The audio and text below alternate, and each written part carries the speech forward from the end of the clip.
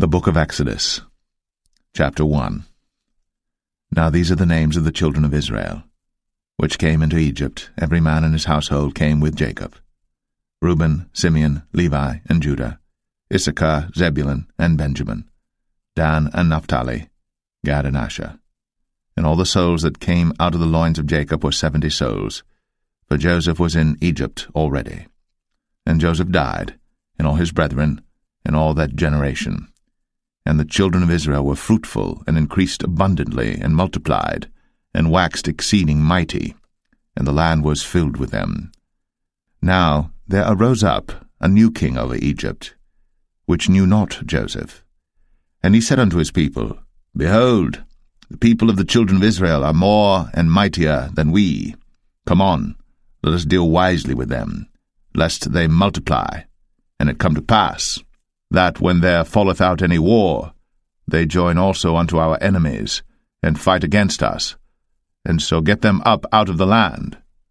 Therefore they did set over them taskmasters, to afflict them with their burdens, and they built for Pharaoh treasure cities, Pithom and Ramses.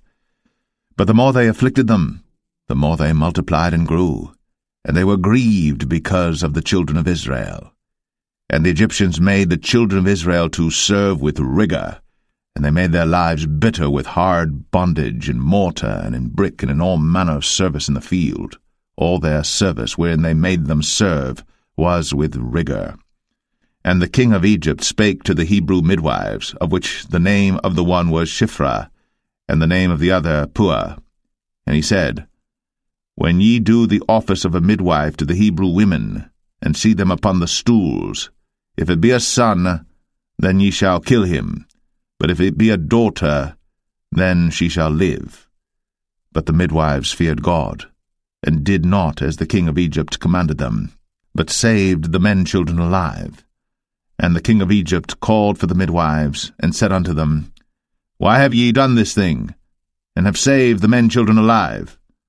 And the midwives said unto Pharaoh, Because the Hebrew women are not as the Egyptian women, for they are lively, and are delivered ere the midwives come in unto them.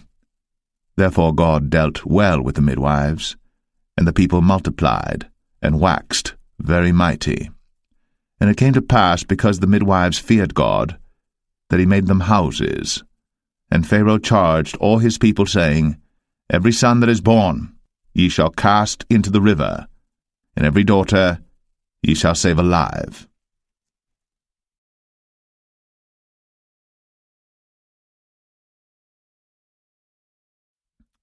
Exodus 2. And there went a man of the house of Levi, and took to wife a daughter of Levi. And the woman conceived, and bare a son. And when she saw him that he was a goodly child, she hid him 3 months. And when she could not longer hide him, she took for him an ark of bulrushes, and daubed it with slime, and with pitch, and put the child therein, and she laid it in the flags by the river's brink. And his sister stood afar off to wit what would be done to him. And the daughter of Pharaoh came down to wash herself at the river, and her maidens walked along by the river's side.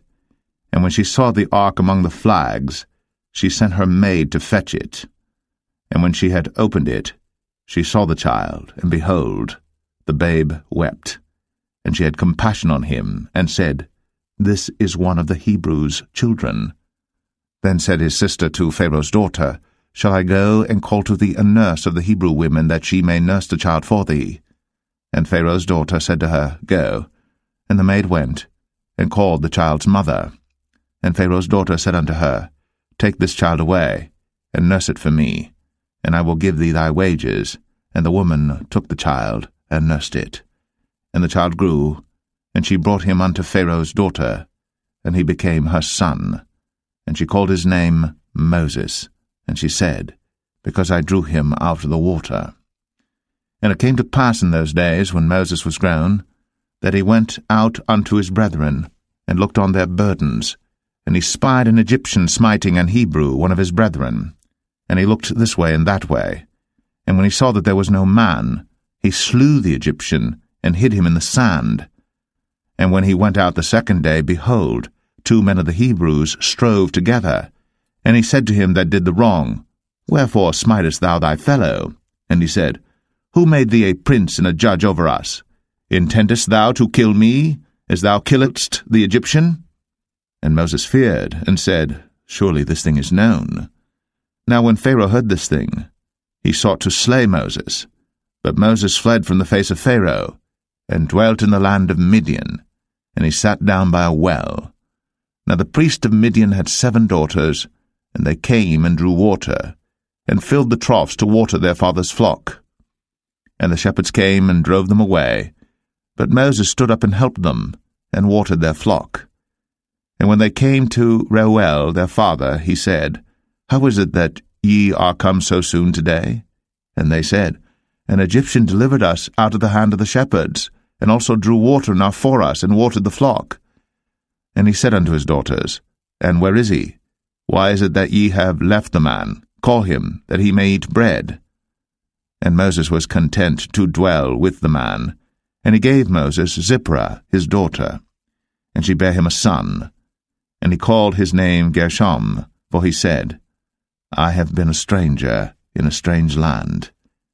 And it came to pass, in process of time, that the king of Egypt died, and the children of Israel sighed by reason of the bondage, and they cried, and their cry came up unto God by reason of the bondage. And God heard their groaning, and God remembered his covenant with Abraham, with Isaac, and with Jacob. And God looked upon the children of Israel, and God had respect unto them.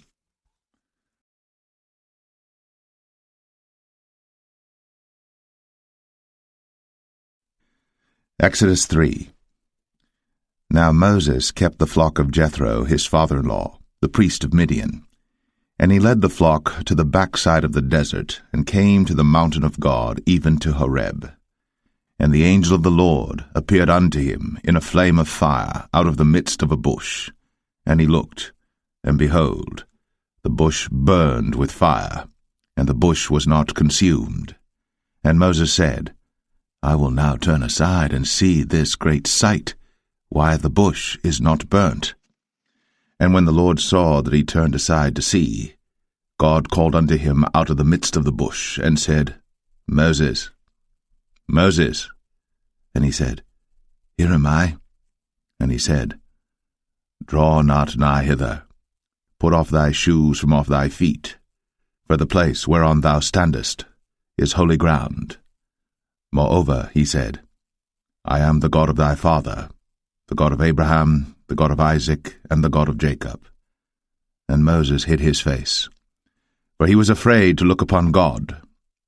And the Lord said, I have surely seen the affliction of my people which are in Egypt, and have heard their cry by reason of their taskmasters.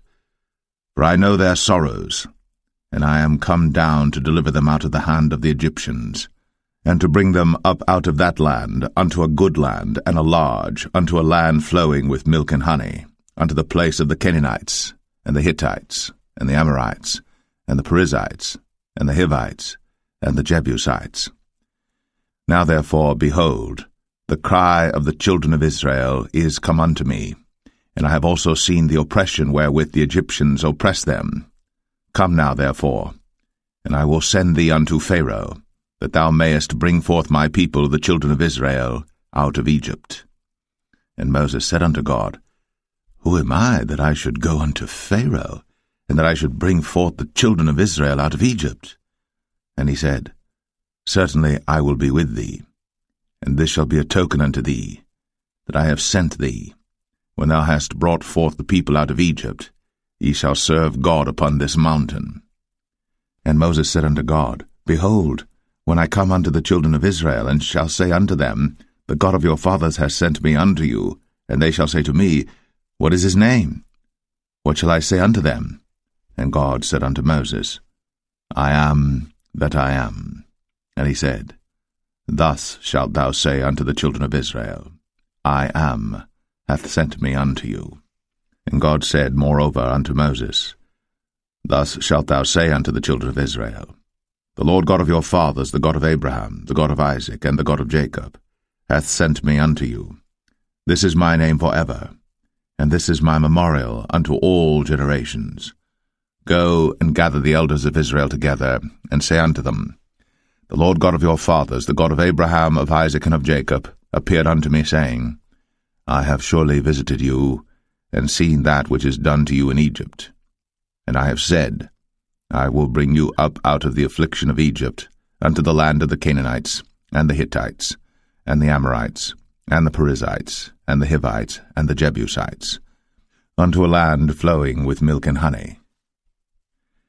And they shall hearken to thy voice, and thou shalt come, thou and the elders of Israel, unto the king of Egypt, and ye shall say unto him, The Lord God of the Hebrews hath met with us. And now let us go, we beseech thee, 3 days' journey into the wilderness, that we may sacrifice to the Lord our God. And I am sure that the king of Egypt will not let you go, no, not by a mighty hand. And I will stretch out my hand, and smite Egypt with all my wonders which I will do in the midst thereof, and after that he will let you go. And I will give this people favor in the sight of the Egyptians, and it shall come to pass that, when ye go, ye shall not go empty. But every woman shall borrow of her neighbor, and of her that sojourneth in her house, jewels of silver, and jewels of gold, and raiment, and ye shall put them upon your sons, and upon your daughters, and ye shall spoil the Egyptians.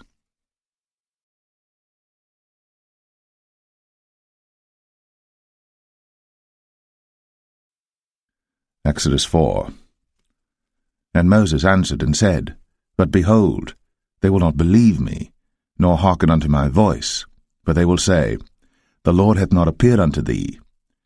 And the Lord said unto him, What is that in thine hand? And he said, A rod. And he said, Cast it on the ground. And he cast it on the ground, and it became a serpent. And Moses fled from before it. And the Lord said unto Moses, Put forth thine hand, and take it by the tail. And he put forth his hand, and caught it. And it became a rod in his hand, that they may believe that the Lord God of their fathers, the God of Abraham, the God of Isaac, and the God of Jacob, hath appeared unto thee. And the Lord said furthermore unto him, Put now thine hand into thy bosom. And he put his hand into his bosom. And when he took it out, behold, his hand was leprous as snow. And he said, Put thine hand into thy bosom again. And he put his hand into his bosom again, and plucked it out of his bosom. And behold, it was turned again as his other flesh. And it shall come to pass, if they will not believe thee, neither hearken to the voice of the first sign, that they will believe the voice of the latter sign. And it shall come to pass, if they will not believe also these 2 signs, neither hearken unto thy voice, that thou shalt take of the water of the river, and pour it upon the dry land, and the water which thou takest out of the river shall become blood upon the dry land. And Moses said unto the Lord, O my Lord, I am not eloquent, neither heretofore nor since thou hast spoken unto thy servant, but I am slow of speech and of a slow tongue. And the Lord said unto him, Who hath made man's mouth? Or who maketh the dumb, or deaf, or the seeing, or the blind? Have not I the Lord? Now therefore go, and I will be with thy mouth, and teach thee what thou shalt say. And he said, O my Lord, send, I pray thee, by the hand of him whom thou wilt send. And the anger of the Lord was kindled against Moses, and he said, Is not Aaron the Levite thy brother? I know that he can speak well, and also, behold, he cometh forth to meet thee. And when he seeth thee, he will be glad in his heart. And thou shalt speak unto him, and put words in his mouth. And I will be with thy mouth, and with his mouth, and will teach you what ye shall do. And he shall be thy spokesman unto the people, and he shall be, even he, shall be to thee instead of a mouth, and thou shalt be to him instead of God. And thou shalt take this rod in thine hand, wherewith thou shalt do signs. And Moses went, and returned to Jethro his father-in-law, and said unto him, Let me go, I pray thee, and return unto my brethren which are in Egypt, and see whether they be yet alive. And Jethro said to Moses, Go in peace. And the Lord said unto Moses in Midian, Go, return into Egypt, for all the men are dead which sought thy life. And Moses took his wife and his sons, and set them upon an ass, And he returned to the land of Egypt, and Moses took the rod of God in his hand. And the Lord said unto Moses, When thou goest to return into Egypt, see that thou do all those wonders before Pharaoh, which I have put in thine hand. But I will harden his heart, that he shall not let the people go. And thou shalt say unto Pharaoh, Thus saith the Lord, Israel is my son, even my firstborn. And I say unto thee, Let my son go, that he may serve me. And if thou refuse to let him go, behold, I will slay thy son, even thy firstborn. And it came to pass by the way in the inn, that the Lord met him, and sought to kill him. Then Zipporah took a sharp stone, and cut off the foreskin of her son, and cast it at his feet, and said, Surely a bloody husband art thou to me.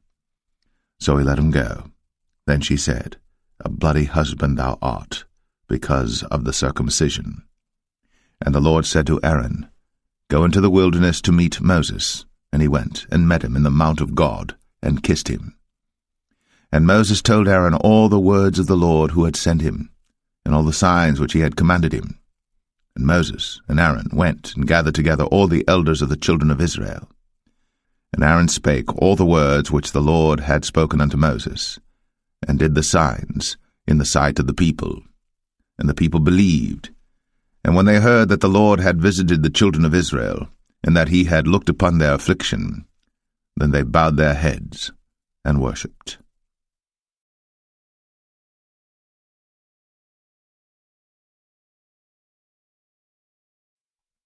Exodus 5. And afterward Moses and Aaron went in, and told Pharaoh, Thus saith the Lord God of Israel, Let my people go, that they may hold a feast unto me in the wilderness. And Pharaoh said, Who is the Lord that I should obey his voice to let Israel go? I know not the Lord, neither will I let Israel go. And they said, The God of the Hebrews hath met with us. Let us go, we pray thee, 3 days' journey into the desert, and sacrifice unto the Lord our God, lest he fall upon us with pestilence, or with the sword. And the king of Egypt said unto them, Wherefore do ye, Moses and Aaron? Let the people from their works get you unto your burdens.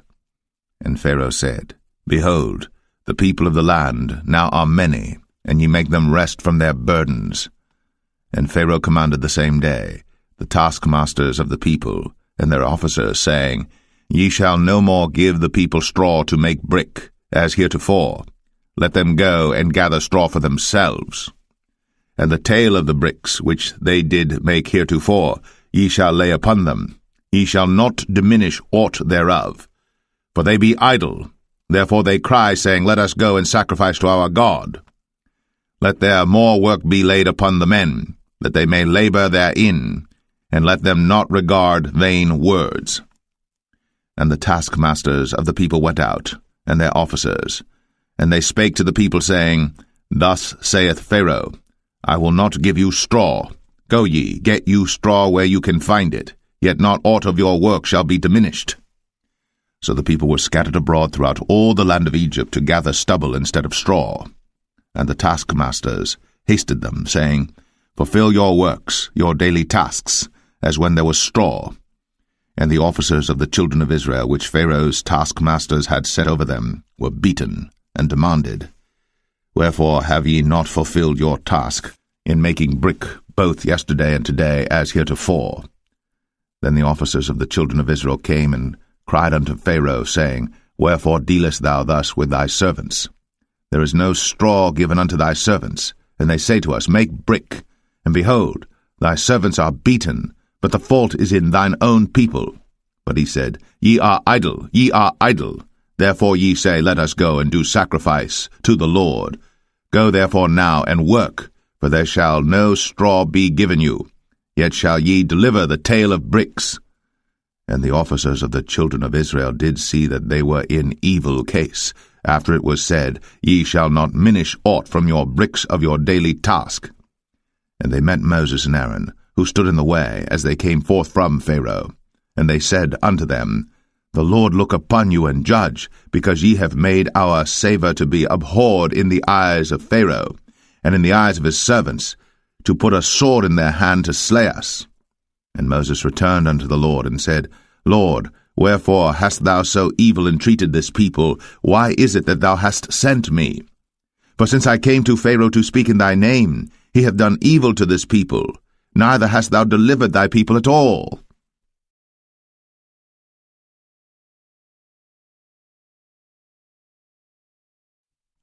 Exodus 6. Then the Lord said unto Moses, Now shalt thou see what I will do to Pharaoh. For with a strong hand shall he let them go, and with a strong hand shall he drive them out of his land. And God spake unto Moses, and said unto him, I am the Lord. And I appeared unto Abraham, unto Isaac, and unto Jacob, by the name of God Almighty, but by my name Jehovah was I not known to them. And I have also established my covenant with them, to give them the land of Canaan, the land of their pilgrimage wherein they were strangers. And I have also heard the groaning of the children of Israel, whom the Egyptians keep in bondage, and I have remembered my covenant. Wherefore say unto the children of Israel, I am the Lord, and I will bring you out from under the burdens of the Egyptians, and I will rid you out of their bondage, and I will redeem you with a stretched out arm and with great judgments.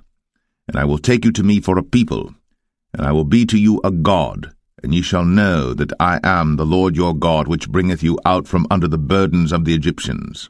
And I will bring you in unto the land concerning the which I did swear to give it to Abraham, to Isaac, and to Jacob, and I will give it you for an heritage. I am the Lord. And Moses spake so unto the children of Israel, but they hearkened not unto Moses for anguish of spirit, and for cruel bondage. And the Lord spake unto Moses, saying, Go in, speak unto Pharaoh king of Egypt, that he let the children of Israel go out of his land. And Moses spake before the Lord, saying, Behold, the children of Israel have not hearkened unto me. How then shall Pharaoh hear me, who am of uncircumcised lips? And the Lord spake unto Moses and unto Aaron, and gave them a charge unto the children of Israel, and unto Pharaoh king of Egypt, to bring the children of Israel out of the land of Egypt. These be the heads of their fathers' houses, the sons of Reuben, the firstborn of Israel, Hanok and Palu, Hezron and Carmi. These be the families of Reuben. And the sons of Simeon, Jemuel and Jamin, and Ohad and Jachin, and Zohar and Shaul the son of the Canaanitish woman. These are the families of Simeon. And these are the names of the sons of Levi according to their generations, Gershon and Kohath and Merari. And the years of the life of Levi were 137 years. The sons of Gershon, Libni and Shimei, according to their families. And the sons of Kohath, Amram and Izhar, and Hebron and Uzziel. And the years of the life of Kohath were 133 years. And the sons of Merari, Mahalai and Mushai. These are the families of Levi according to their generations. And Amram took him Jochebed, his father's sister, to wife, and she bare him, Aaron and Moses. And the years of the life of Amram were 137 years. And the sons of Izhar, Korah and Nepheg and Zichri. And the sons of Uzziel, Mishael and Elzaphan and Zithri. And Aaron took him Elisheba, daughter of Aminadab, sister of Nahshon, to wife, and she bare him Nadab and Abihu, Eleazar and Ithamar. And the sons of Korah, Asir and Elkanah and Abiasaph. These are the families of the Korhites. And Eleazar, Aaron's son, took him one of the daughters of Putiel to wife, and she bare him Phinehas. These are the heads of the fathers of the Levites according to their families. These are that Aaron and Moses, to whom the Lord said, Bring out the children of Israel from the land of Egypt, according to their armies. These are they which spake to Pharaoh king of Egypt, to bring out the children of Israel from Egypt. These are that Moses and Aaron. And it came to pass on the day when the Lord spake unto Moses in the land of Egypt, that the Lord spake unto Moses, saying, I am the Lord.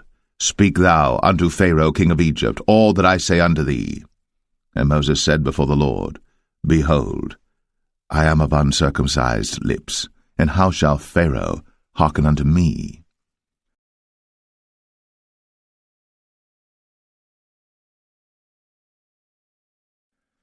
Exodus 7.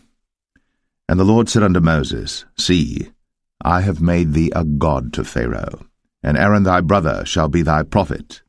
Thou shalt speak all that I command thee, and Aaron thy brother shall speak unto Pharaoh, that he send the children of Israel out of his land. And I will harden Pharaoh's heart, and multiply my signs and my wonders in the land of Egypt. But Pharaoh shall not hearken unto you, that I may lay my hand upon Egypt, and bring forth mine armies and my people the children of Israel out of the land of Egypt by great judgments. And the Egyptians shall know that I am the Lord, when I stretch forth mine hand upon Egypt, and bring out the children of Israel from among them. And Moses and Aaron did as the Lord commanded them, so did they. And Moses was 80 years old, and Aaron 83 years old, when they spake unto Pharaoh.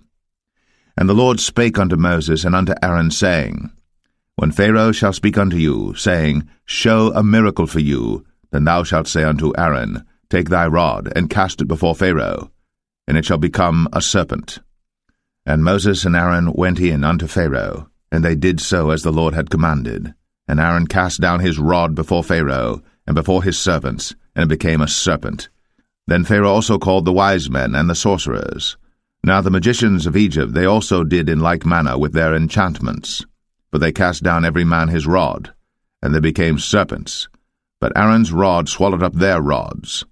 And he hardened Pharaoh's heart, that he hearkened not unto them, as the Lord had said. And the Lord said unto Moses, Pharaoh's heart is hardened, he refuseth to let the people go. Get thee unto Pharaoh in the morning. Lo, he goeth out unto the water, and thou shalt stand by the river's brink against he come. And the rod which was turned to a serpent shalt thou take in thine hand. And thou shalt say unto him, The Lord God of the Hebrews hath sent me unto thee, saying, Let my people go, that they may serve me in the wilderness. And behold, hitherto thou wouldest not hear. Thus saith the Lord, In this thou shalt know that I am the Lord. Behold, I will smite with the rod that is in mine hand upon the waters which are in the river, and they shall be turned to blood. And the fish that is in the river shall die, and the river shall stink, and the Egyptians shall loathe to drink of the water of the river. And the Lord spake unto Moses, Say unto Aaron, Take thy rod, and stretch out thine hand upon the waters of Egypt, upon their streams, upon their rivers, and upon their ponds, and upon all their pools of water, that they may become blood, and that there may be blood throughout all the land of Egypt, both in vessels of wood and in vessels of stone. And Moses and Aaron did so, as the Lord commanded. And he lifted up the rod, and smote the waters that were in the river, in the sight of Pharaoh, and in the sight of his servants, and all the waters that were in the river were turned to blood. And the fish that was in the river died, and the river stank, and the Egyptians could not drink of the water of the river, and there was blood throughout all the land of Egypt. And the magicians of Egypt did so with their enchantments, and Pharaoh's heart was hardened, neither did he hearken unto them, as the Lord had said. And Pharaoh turned and went into his house, neither did he set his heart to this also. And all the Egyptians digged around about the river for water to drink, for they could not drink of the water of the river. And 7 days were fulfilled. After that the Lord had smitten the river.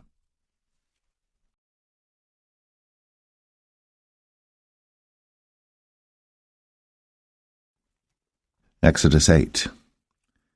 And the Lord spake unto Moses, Go unto Pharaoh, and say unto him, Thus saith the Lord, Let my people go, that they may serve me.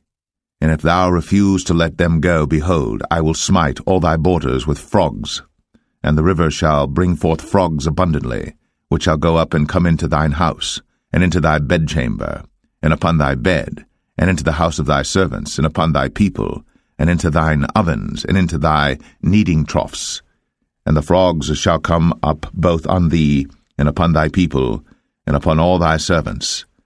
And the Lord spake unto Moses, Say unto Aaron, Stretch forth thine hand with thy rod over the streams, over the rivers, and over the ponds, and cause frogs to come up upon the land of Egypt. And Aaron stretched out his hand over the waters of Egypt, and the frogs came up, and covered the land of Egypt. And the magicians did so with their enchantments, and brought up frogs upon the land of Egypt. Then Pharaoh called for Moses and Aaron, and said, Entreat the Lord, that he may take away the frogs from me, and from my people, and I will let the people go, that they may do sacrifice unto the Lord. And Moses said unto Pharaoh, Glory over me. When shall I entreat for thee, and for thy servants, and for thy people, to destroy the frogs from thee, and thy houses, that they may remain in the river only? And he said, Tomorrow.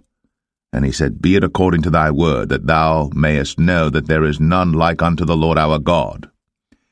And the frogs shall depart from thee, and from thy houses, and from thy servants, and from thy people, they shall remain in the river only. And Moses and Aaron went out from Pharaoh, and Moses cried unto the Lord because of the frogs, which he had brought against Pharaoh. And the Lord did according to the word of Moses, and the frogs died out of the houses, out of the villages, and out of the fields. And they gathered them together upon heaps, and the land stank. But when Pharaoh saw that there was respite, he hardened his heart, and hearkened not unto them, as the Lord had said. And the Lord said unto Moses, Say unto Aaron, Stretch out thy rod, and smite the dust of the land, that it may become lice throughout all the land of Egypt. And they did so. For Aaron stretched out his hand with his rod, and smote the dust of the earth, and it became lice in man and in beast. All the dust of the land became lice throughout all the land of Egypt. And the magicians did so with their enchantments to bring forth lice, but they could not, so there were lice upon man and upon beast. Then the magicians said unto Pharaoh, This is the finger of God. And Pharaoh's heart was hardened, and he hearkened not unto them, as the Lord had said. And the Lord said unto Moses, Rise up early in the morning, and stand before Pharaoh. Lo, he cometh forth to the water, and say unto him, Thus saith the Lord, Let my people go, that they may serve me. Else, if thou wilt not let my people go, behold, I will send swarms of flies upon thee, and upon thy servants, and upon thy people, and into thy houses, and the houses of the Egyptians shall be full of swarms of flies, and also the ground whereon they are. And I will sever in that day the land of Goshen, in which my people dwell, that no swarms of flies shall be there, to the end thou mayest know that I am the Lord in the midst of the earth. And I will put a division between my people and thy people. Tomorrow shall this sign be. And the Lord did so. And there came a grievous swarm of flies into the house of Pharaoh, and into his servants' houses, and into all the land of Egypt. The land was corrupted by reason of the swarm of flies. And Pharaoh called for Moses and for Aaron, and said, Go ye, sacrifice to your God in the land. And Moses said, It is not meet so to do, for we shall sacrifice the abomination of the Egyptians to the Lord our God. Lo, shall we sacrifice the abomination of the Egyptians before their eyes? And will they not stone us? We will go 3 days' journey into the wilderness, and sacrifice to the Lord our God, as he shall command us.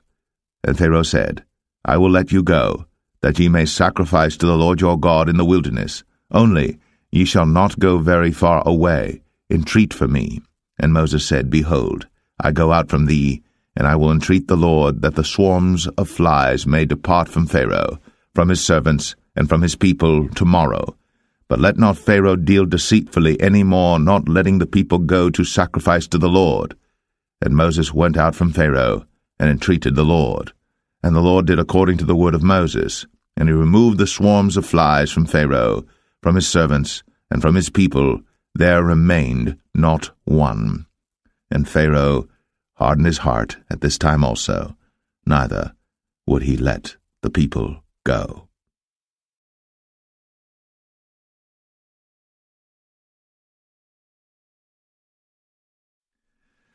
Exodus 9.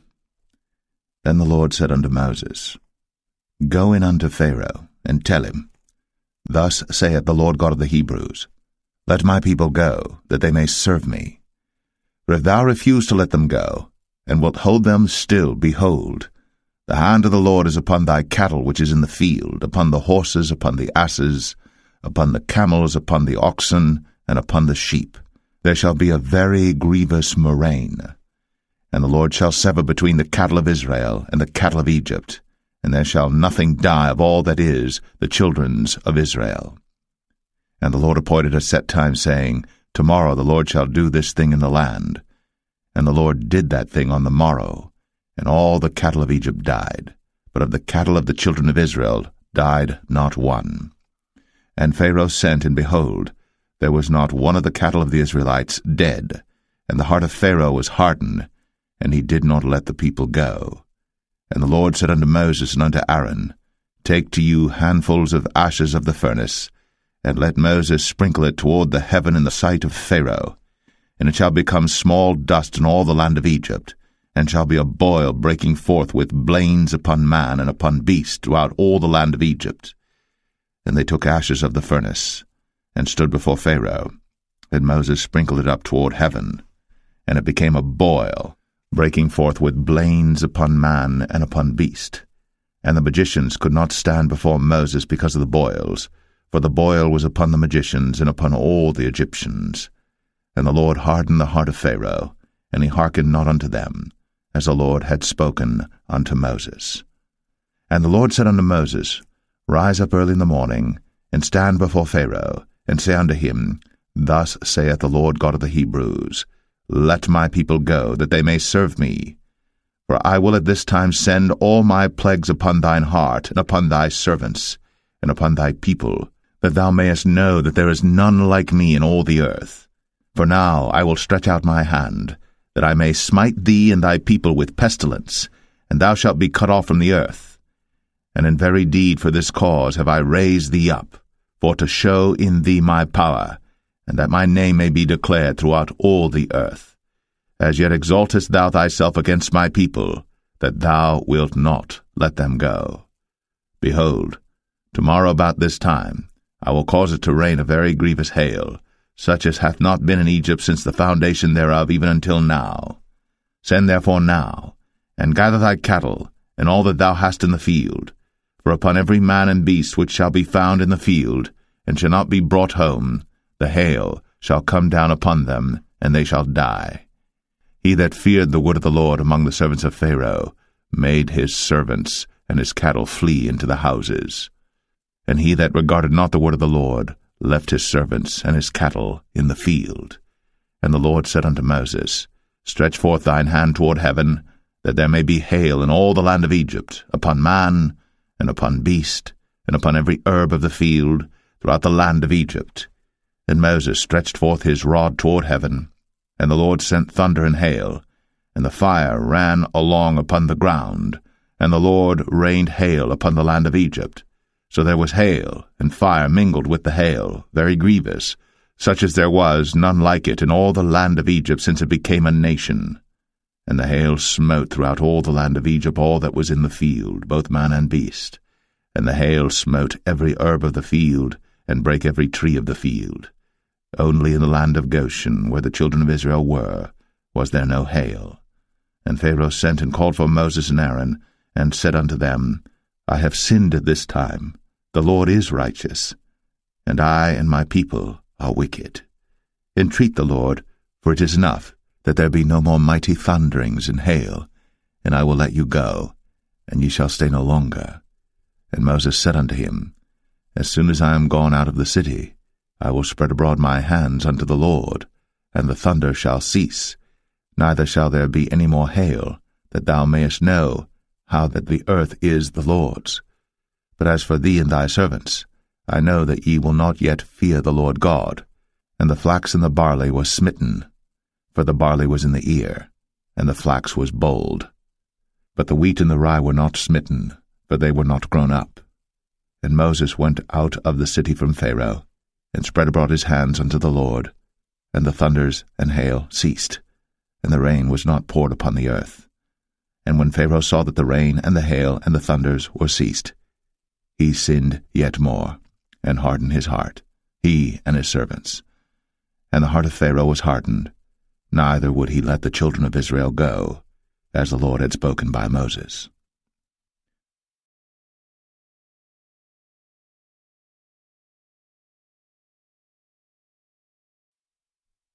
Exodus 10.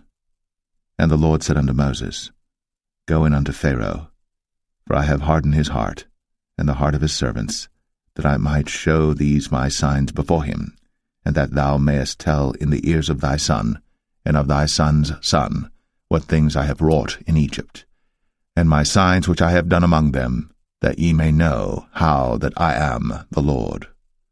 And Moses and Aaron came in unto Pharaoh, and said unto him, Thus saith the Lord God of the Hebrews, How long wilt thou refuse to humble thyself before me? Let my people go, that they may serve me. Else, if thou refuse to let my people go, behold, tomorrow will I bring the locusts into thy coast.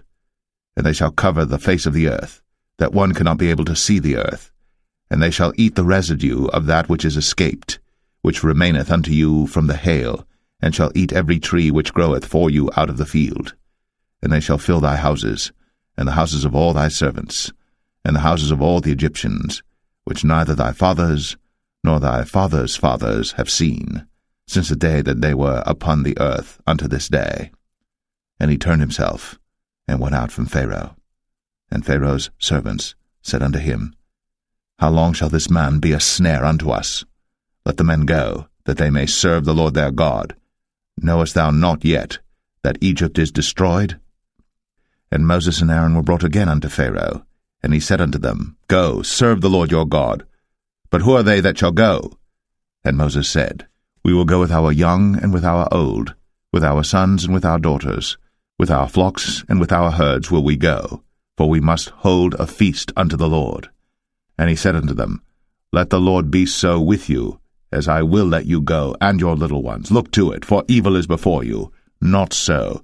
Go now, ye that are men, and serve the Lord, for that ye did desire.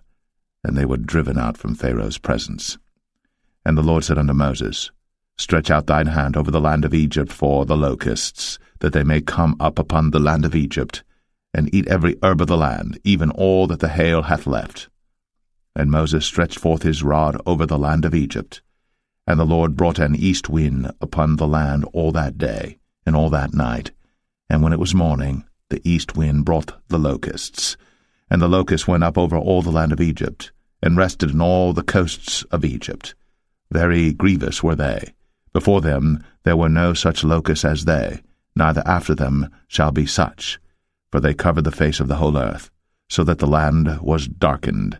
And they did eat every herb of the land, and all the fruit of the trees which the hail had left. And there remained not any green thing in the trees, or in the herbs of the field, through all the land of Egypt. Then Pharaoh called for Moses and Aaron in haste, and he said, I have sinned against the Lord your God and against you. Now therefore forgive, I pray thee, my sin only this once, and entreat the Lord your God, that he may take away from me this death only. And he went out from Pharaoh, and entreated the Lord. And the Lord turned a mighty strong west wind, which took away the locusts, and cast them into the Red Sea. There remained not one locust in all the coasts of Egypt. But the Lord hardened Pharaoh's heart, so that he would not let the children of Israel go. And the Lord said unto Moses, Stretch out thine hand toward heaven, that there may be darkness over the land of Egypt, even darkness which may be felt. And Moses stretched forth his hand toward heaven, and there was a thick darkness in all the land of Egypt 3 days. They saw not one another, neither rose any from his place for 3 days. But all the children of Israel had light in their dwellings. And Pharaoh called unto Moses, and said, Go ye, serve the Lord. Only let your flocks and your herds be stayed. Let your little ones also go with you. And Moses said, Thou must give us also sacrifices and burnt offerings, that we may sacrifice unto the Lord our God. Our cattle also shall go with us. There shall not an hoof be left behind, for thereof must we take to serve the Lord our God, and we know not with what we must serve the Lord until we come thither. But the Lord hardened Pharaoh's heart, and he would not let them go. And Pharaoh said unto him, Get thee from me, take heed to thyself, see my face no more, for in that day thou seest my face, thou shalt die. And Moses said, Thou hast spoken well. I will see thy face again no more.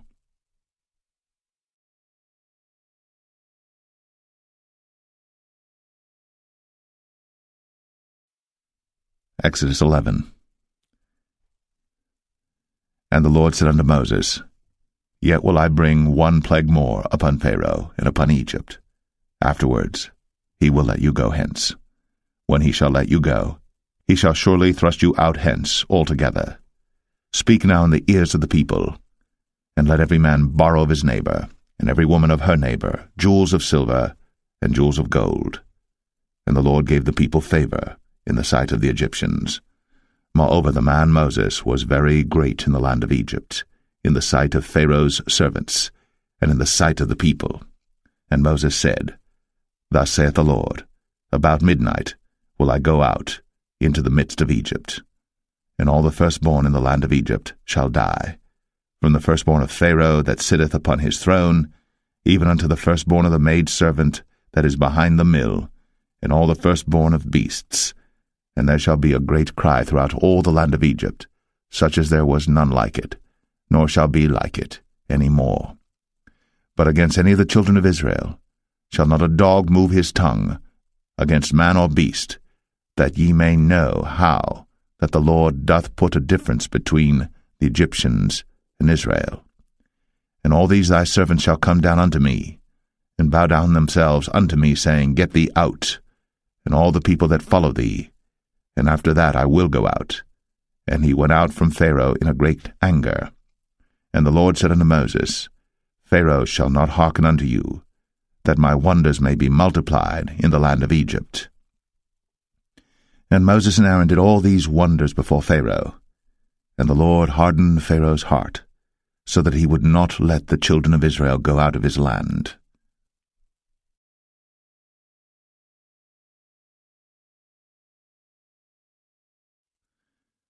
Exodus 12. And the Lord spake unto Moses and Aaron in the land of Egypt, saying, This month shall be unto you the beginning of months. It shall be the first month of the year to you. Speak ye unto all the congregation of Israel, saying, In the 10th day of this month they shall take to them every man a lamb, according to the house of their fathers, a lamb for an house. And if the household be too little for the lamb, let him and his neighbor next unto his house take it according to the number of the souls. Every man according to his eating shall make your count for the lamb. Your lamb shall be without blemish, a male of the first year. Ye shall take it out from the sheep or from the goats. And ye shall keep it up until the 14th day of the same month. And the whole assembly of the congregation of Israel shall kill it in the evening.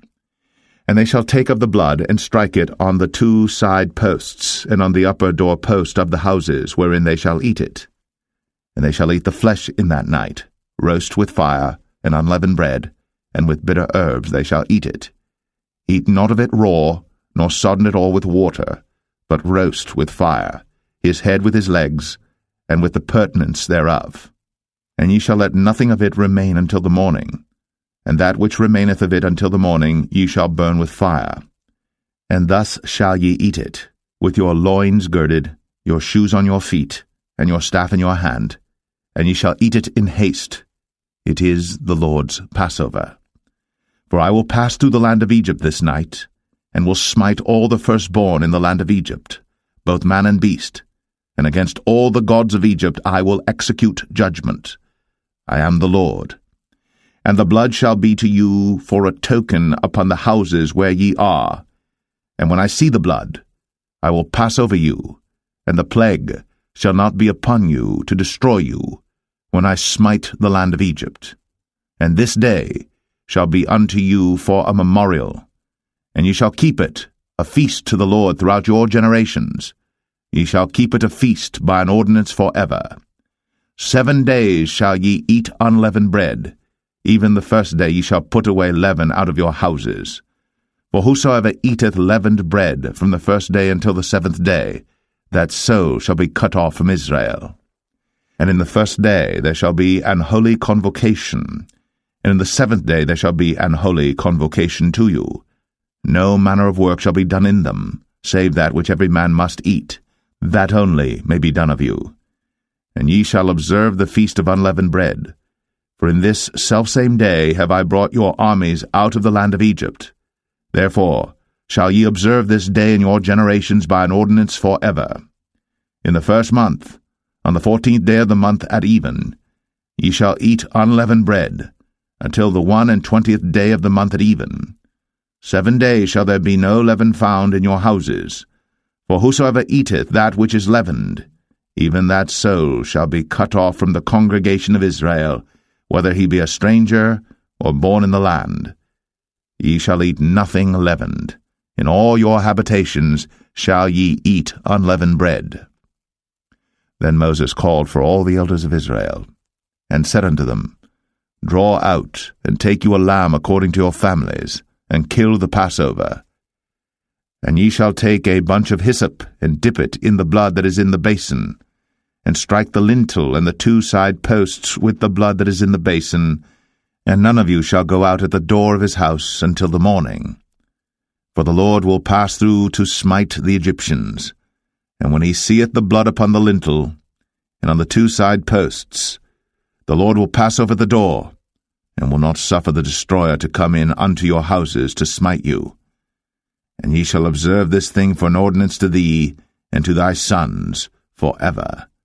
And it shall come to pass, when ye be come to the land which the Lord will give you, according as he hath promised, that ye shall keep this service. And it shall come to pass, when your children shall say unto you, What mean ye by this service? That ye shall say, It is the sacrifice of the Lord's Passover, who passed over the houses of the children of Israel in Egypt, when he smote the Egyptians, and delivered our houses. And the people bowed the head, and worshipped. And the children of Israel went away, and did, as the Lord had commanded Moses and Aaron, so did they. And it came to pass that at midnight the Lord smote all the firstborn in the land of Egypt, from the firstborn of Pharaoh that sat on his throne unto the firstborn of the captive that was in the dungeon, and all the firstborn of cattle. And Pharaoh rose up in the night, he and all his servants and all the Egyptians, and there was a great cry in Egypt, for there was not a house where there was not one dead. And he called for Moses and Aaron by night, and said, Rise up, and get you forth from among my people, both ye and the children of Israel, and go, serve the Lord, as ye have said. Also take your flocks and your herds, as ye have said, and be gone, and bless me also.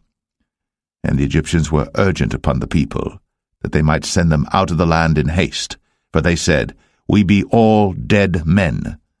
And the people took their dough before it was leavened, their kneading troughs being bound up in their clothes upon their shoulders. And the children of Israel did according to the word of Moses, and they borrowed of the Egyptians jewels of silver, and jewels of gold and raiment. And the Lord gave the people favor in the sight of the Egyptians, so that they lent unto them such things as they required, and they spoiled the Egyptians. And the children of Israel journeyed from Ramses to Succoth, about 600,000 on foot, that were men, beside children. And a mixed multitude went up also with them, and flocks and herds, even very much cattle. And they baked unleavened cakes of the dough which they brought forth out of Egypt, for it was not leavened, because they were thrust out of Egypt, and could not tarry, neither had they prepared for themselves any victual. Now the sojourning of the children of Israel, who dwelt in Egypt, was 430 years. And it came to pass, at the end of the 430 years, even the selfsame day it came to pass, that all the hosts of the Lord went out from the land of Egypt. It is a night to be much observed unto the Lord for bringing them out from the land of Egypt. This is that night of the Lord to be observed of all the children of Israel in their generations. And the Lord said unto Moses and Aaron, This is the ordinance of the Passover. There shall no stranger eat thereof. But every man's servant that is bought for money, when thou hast circumcised him, then shall he eat thereof. A foreigner and an hired servant shall not eat thereof. In one house shall it be eaten. Thou shalt not carry forth aught of the flesh abroad out of the house, neither shall ye break a bone thereof. All the congregation of Israel shall keep it. And when a stranger shall sojourn with thee, and will keep the Passover to the Lord, let all his males be circumcised, and then let him come near and keep it. And he shall be as one that is born in the land. For no uncircumcised person shall eat thereof. One law shall be to him that is homeborn, and unto the stranger that sojourneth among you. Thus did all the children of Israel. As the Lord commanded Moses and Aaron, so did they. And it came to pass the selfsame day, that the Lord did bring the children of Israel out of the land of Egypt by their armies.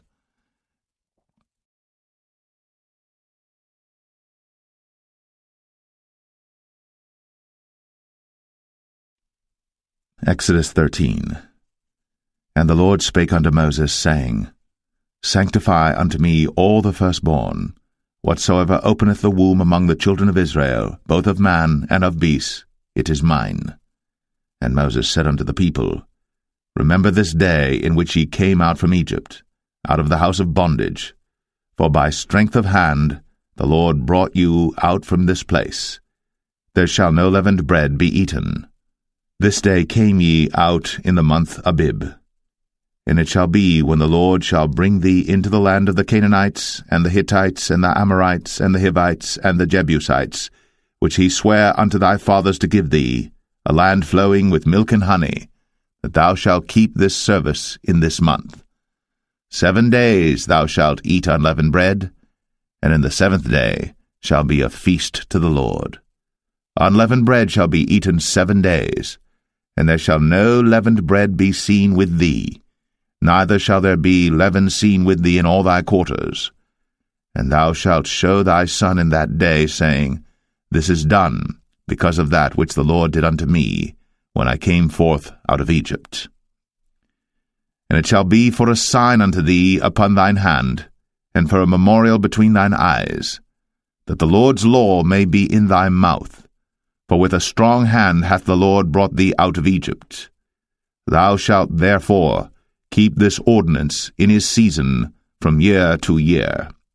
And it shall be, when the Lord shall bring thee into the land of the Canaanites, as he sware unto thee and to thy fathers, and shall give it thee, that thou shalt set apart unto the Lord all that openeth the matrix, and every firstling that cometh of a beast which thou hast, the males shall be the Lord's. And every firstling of an ass thou shalt redeem with a lamb, and if thou wilt not redeem it, then thou shalt break his neck. And all the firstborn of man among thy children shalt thou redeem. And it shall be, when thy son asketh thee in time to come, saying, What is this? That thou shalt say unto him, By strength of hand the Lord brought us out from Egypt, from the house of bondage. And it came to pass, when Pharaoh would hardly let us go, that the Lord slew all the firstborn in the land of Egypt, both the firstborn of man and the firstborn of beast.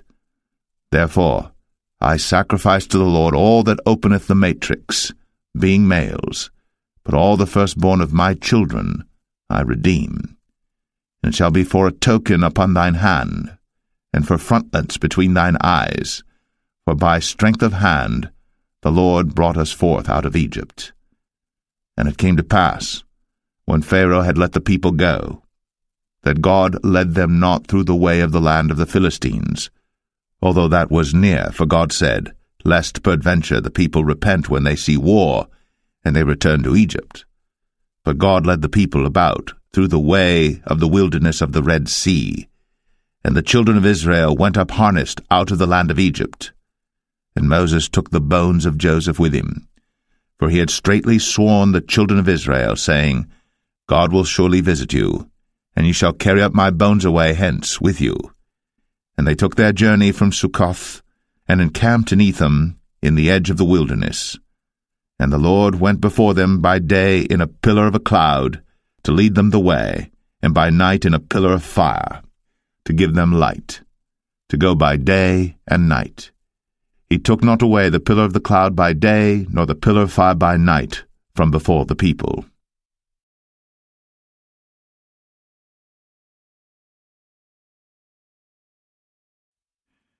Exodus 14. And the Lord spake unto Moses, saying, Speak unto the children of Israel, that they turn and encamp before Pi-hahiroth, between Migdol and the sea, over against Baal-zephon. Before it shall ye encamp by the sea. For Pharaoh will say of the children of Israel, They are entangled in the land. The wilderness hath shut them in. And I will harden Pharaoh's heart, that he shall follow after them. And I will be honored upon Pharaoh, and upon all his host, that the Egyptians may know that I am the Lord. And they did so. And it was told the king of Egypt that the people fled, and the heart of Pharaoh and of his servants was turned against the people, and they said, Why have we done this, that we have let Israel go from serving us? And he made ready his chariot, and took his people with him. And he took 600 chosen chariots, and all the chariots of Egypt, and captains over every one of them. And the Lord hardened the heart of Pharaoh king of Egypt, and he pursued after the children of Israel. And the children of Israel went out with an high hand. But the Egyptians pursued after them, all the horses and chariots of Pharaoh, and his horsemen and his army, and overtook them encamping by the sea, beside Pi-hahiroth, before Baal-zephon. And when Pharaoh drew nigh, the children of Israel lifted up their eyes, and behold, the Egyptians marched after them, and they were sore afraid. And the children of Israel cried out unto the Lord, and they said unto Moses, Because there were no graves in Egypt, hast thou taken us away to die in the wilderness? Wherefore hast thou dealt thus with us, to carry us forth out of Egypt? Is not this the word that we did tell thee in Egypt, saying, Let us alone, that we may serve the Egyptians? For it had been better for us to serve the Egyptians, than that we should die in the wilderness. And Moses said unto the people, Fear ye not, stand still, and see the salvation of the Lord, which he will show to you today. For the Egyptians whom ye have seen today, ye shall see them again no more forever. The Lord shall fight for you, and ye shall hold your peace. And the Lord said unto Moses, Wherefore criest thou unto me? Speak unto the children of Israel, that they go forward. But lift thou up thy rod, and stretch out thine hand over the sea, and divide it. And the children of Israel shall go on dry ground through the midst of the sea. And I, behold, I will harden the hearts of the Egyptians, and they shall follow them. And I will get me honor upon Pharaoh, and upon all his host, upon his chariots, and upon his horsemen. And the Egyptians shall know that I am the Lord, when I have gotten me honor upon Pharaoh, upon his chariots, and upon his horsemen. And the angel of God, which went before the camp of Israel, removed, and went behind them. And the pillar of the cloud went from before their face, and stood behind them. And it came between the camp of the Egyptians and the camp of Israel. And it was a cloud and darkness to them, but it gave light by night to these, so that the one came not near the other all the night. And Moses stretched out his hand over the sea, and the Lord caused the sea to go back by a strong east wind all that night, and made the sea dry land, and the waters were divided. And the children of Israel went into the midst of the sea upon the dry ground, and the waters were a wall unto them on their right hand and on their left. And the Egyptians pursued, and went in after them to the midst of the sea, even all Pharaoh's horses, his chariots, and his horsemen.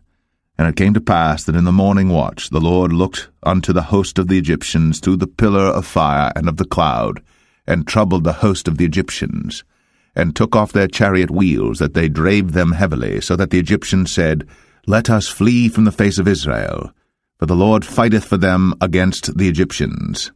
And the Lord said unto Moses, Stretch out thine hand over the sea, that the waters may come again upon the Egyptians, upon their chariots, and upon their horsemen.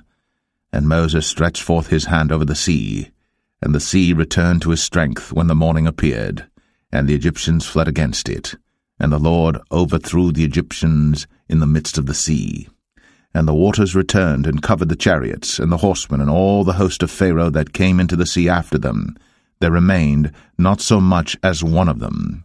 But the children of Israel walked upon dry land in the midst of the sea, and the waters were a wall unto them on their right hand and on their left.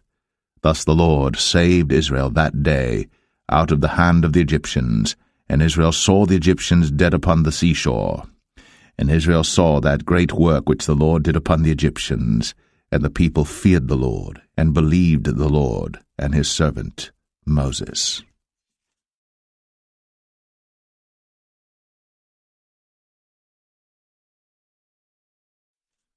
Exodus 15. Then sang Moses and the children of Israel this song unto the Lord, and spake, saying, I will sing unto the Lord, for he hath triumphed gloriously. The horse and his rider hath he thrown into the sea. The Lord is my strength and song, and he is become my salvation. He is my God, and I will prepare him an habitation, my father's God, and I will exalt him. The Lord is a man of war, the Lord is his name. Pharaoh's chariots and his host hath he cast into the sea. His chosen captains also are drowned in the Red Sea. The depths have covered them, they sank into the bottom as a stone. Thy right hand, O Lord, is become glorious in power. Thy right hand, O Lord, hath dashed in pieces the enemy. And in the greatness of thine excellency thou hast overthrown them that rose up against thee. Thou sentest forth thy wrath, which consumed them as stubble. And with the blast of thy nostrils the waters were gathered together. The floods stood upright as an heap, and the depths were congealed in the heart of the sea. The enemy said, I will pursue, I will overtake, I will divide the spoil. My lust shall be satisfied upon them. I will draw my sword, my hand shall destroy them. Thou didst blow with thy wind, the sea covered them. They sank as lead in the mighty waters. Who is like unto thee, O Lord, among the gods? Who is like thee, glorious in holiness, fearful in praises, doing wonders? Thou stretchest out thy right hand, the earth swallowed them. Thou in thy mercy hast led forth the people which thou hast redeemed. Thou hast guided them in thy strength unto thy holy habitation. The people shall hear and be afraid. Sorrow shall take hold on the inhabitants of Palestina. Then the dukes of Edom shall be amazed. The mighty men of Moab, trembling, shall take hold upon them. All the inhabitants of Canaan shall melt away. Fear and dread shall fall upon them. By the greatness of thine arm they shall be as still as a stone, till thy people pass over, O Lord, till the people pass over, which thou hast purchased.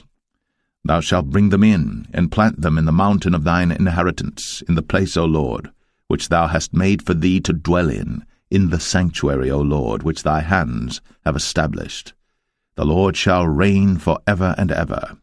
For the horse of Pharaoh went in with his chariots and with his horsemen into the sea, and the Lord brought again the waters of the sea upon them. But the children of Israel went on dry land in the midst of the sea. And Miriam the prophetess, the sister of Aaron, took a timbrel in her hand, and all the women went out after her with timbrels and with dances. And Miriam answered them, Sing ye to the Lord, for he hath triumphed gloriously. The horse and his rider hath he thrown into the sea. So Moses brought Israel from the Red Sea, and they went out into the wilderness of Shur. And they went 3 days in the wilderness, and found no water. And when they came to Marah, they could not drink of the waters of Marah, for they were bitter. Therefore the name of it was called Marah. And the people murmured against Moses, saying, What shall we drink? And he cried unto the Lord, and the Lord showed him a tree, which when he had cast into the waters were made sweet. There he made for them a statute and an ordinance, and there he proved them, and said, If thou wilt diligently hearken to the voice of the Lord thy God, and wilt do that which is right in his sight, and wilt give ear to his commandments, and keep all his statutes, I will put none of these diseases upon thee, which I have brought upon the Egyptians, for I am the Lord that healeth thee. And they came to Elim, where were 12 wells of water, and 70 palm trees, and they encamped there by the waters.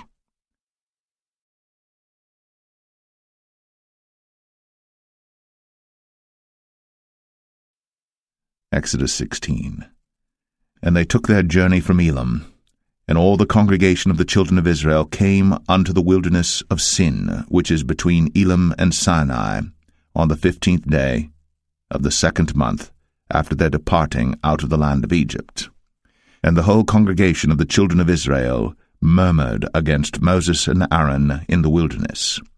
And the children of Israel said unto them, Would to God we had died by the hand of the Lord in the land of Egypt, when we sat by the flesh pots, and when we did eat bread to the full. For ye have brought us forth into this wilderness to kill this whole assembly with hunger. Then said the Lord unto Moses, Behold, I will rain bread from heaven for you, and the people shall go out and gather a certain rate every day, that I may prove them, whether they will walk in my law or no. And it shall come to pass that on the 6th day they shall prepare that which they bring in, and it shall be twice as much as they gather daily. And Moses and Aaron said unto all the children of Israel, At even, then you shall know that the Lord hath brought you out from the land of Egypt. And in the morning, then ye shall see the glory of the Lord, for that he heareth your murmurings against the Lord. And what are we, that ye murmur against us?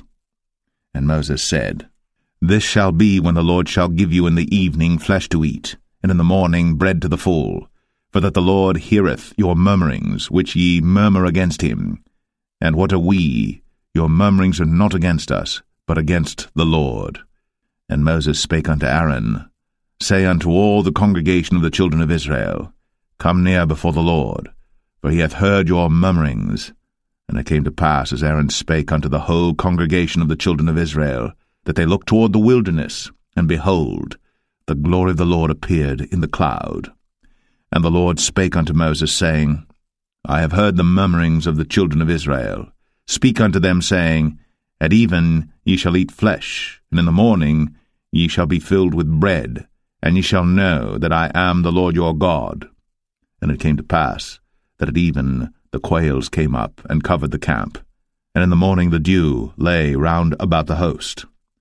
And when the dew that lay was gone up, behold, upon the face of the wilderness there lay a small round thing, as small as the hoarfrost on the ground. And when the children of Israel saw it, they said one to another, It is manna, for they wist not what it was. And Moses said unto them, This is the bread which the Lord hath given you to eat. This is the thing which the Lord hath commanded. Gather of it every man according to his eating, an omer for every man according to the number of your persons. Take ye every man for them which are in his tents. And the children of Israel did so, and gathered some more, some less. And when they did meet it with an omer, he that gathered much had nothing over, and he that gathered little had no lack. They gathered every man according to his eating. And Moses said, Let no man leave of it till the morning. Notwithstanding they hearkened not unto Moses, but some of them left of it until the morning, and it bred worms, and stank. And Moses was wroth with them. And they gathered it every morning, every man according to his eating. And when the sun waxed hot, it melted. And it came to pass that on the 6th day they gathered twice as much bread, 2 omers for one man. And all the rulers of the congregation came and told Moses. And he said unto them, This is that which the Lord hath said. Tomorrow is the rest of the holy Sabbath unto the Lord. Bake that which ye shall bake today, and seethe that ye will seethe, and that which remaineth over lay up for you to be kept until the morning. And they laid it up till the morning, as Moses bade, and it did not stink, neither was there any worm therein. And Moses said, Eat that today, for today is a Sabbath unto the Lord. Today ye shall not find it in the field. 6 days ye shall gather it, but on the 7th day, which is the Sabbath, in it there shall be none. And it came to pass that there went out some of the people on the 7th day for to gather, and they found none. And the Lord said unto Moses, How long refuse ye to keep my commandments and my laws? See, for that the Lord hath given you the Sabbath. Therefore he giveth you on the 6th day the bread of 2 days. Abide ye every man in his place. Let no man go out of his place on the 7th day. So the people rested on the 7th day. And the house of Israel called the name thereof manna. And it was like coriander seed, white, and the taste of it was like wafers made with honey. And Moses said, This is the thing which the Lord commandeth. Fill an omer of it to be kept for your generations, that they may see the bread wherewith I have fed you in the wilderness, when I brought you forth from the land of Egypt. And Moses said unto Aaron, Take a pot, and put an omer full of manna therein, and lay it up before the Lord, to be kept for your generations. As the Lord commanded Moses, so Aaron laid it up before the testimony to be kept. And the children of Israel did eat manna 40 years, until they came to a land inhabited. They did eat manna until they came unto the borders of the land of Canaan. Now an omer is the 10th part of an ephah.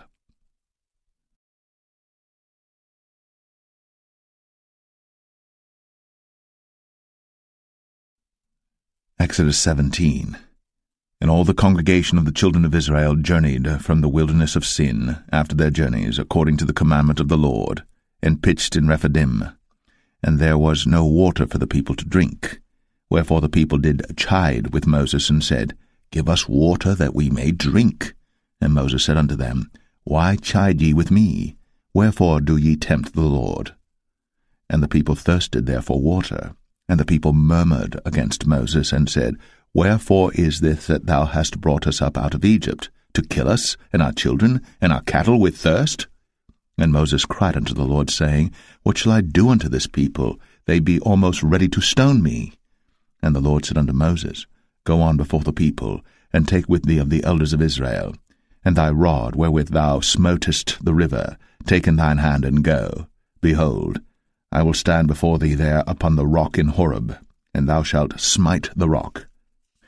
And there shall come water out of it, that the people may drink. And Moses did so in the sight of the elders of Israel.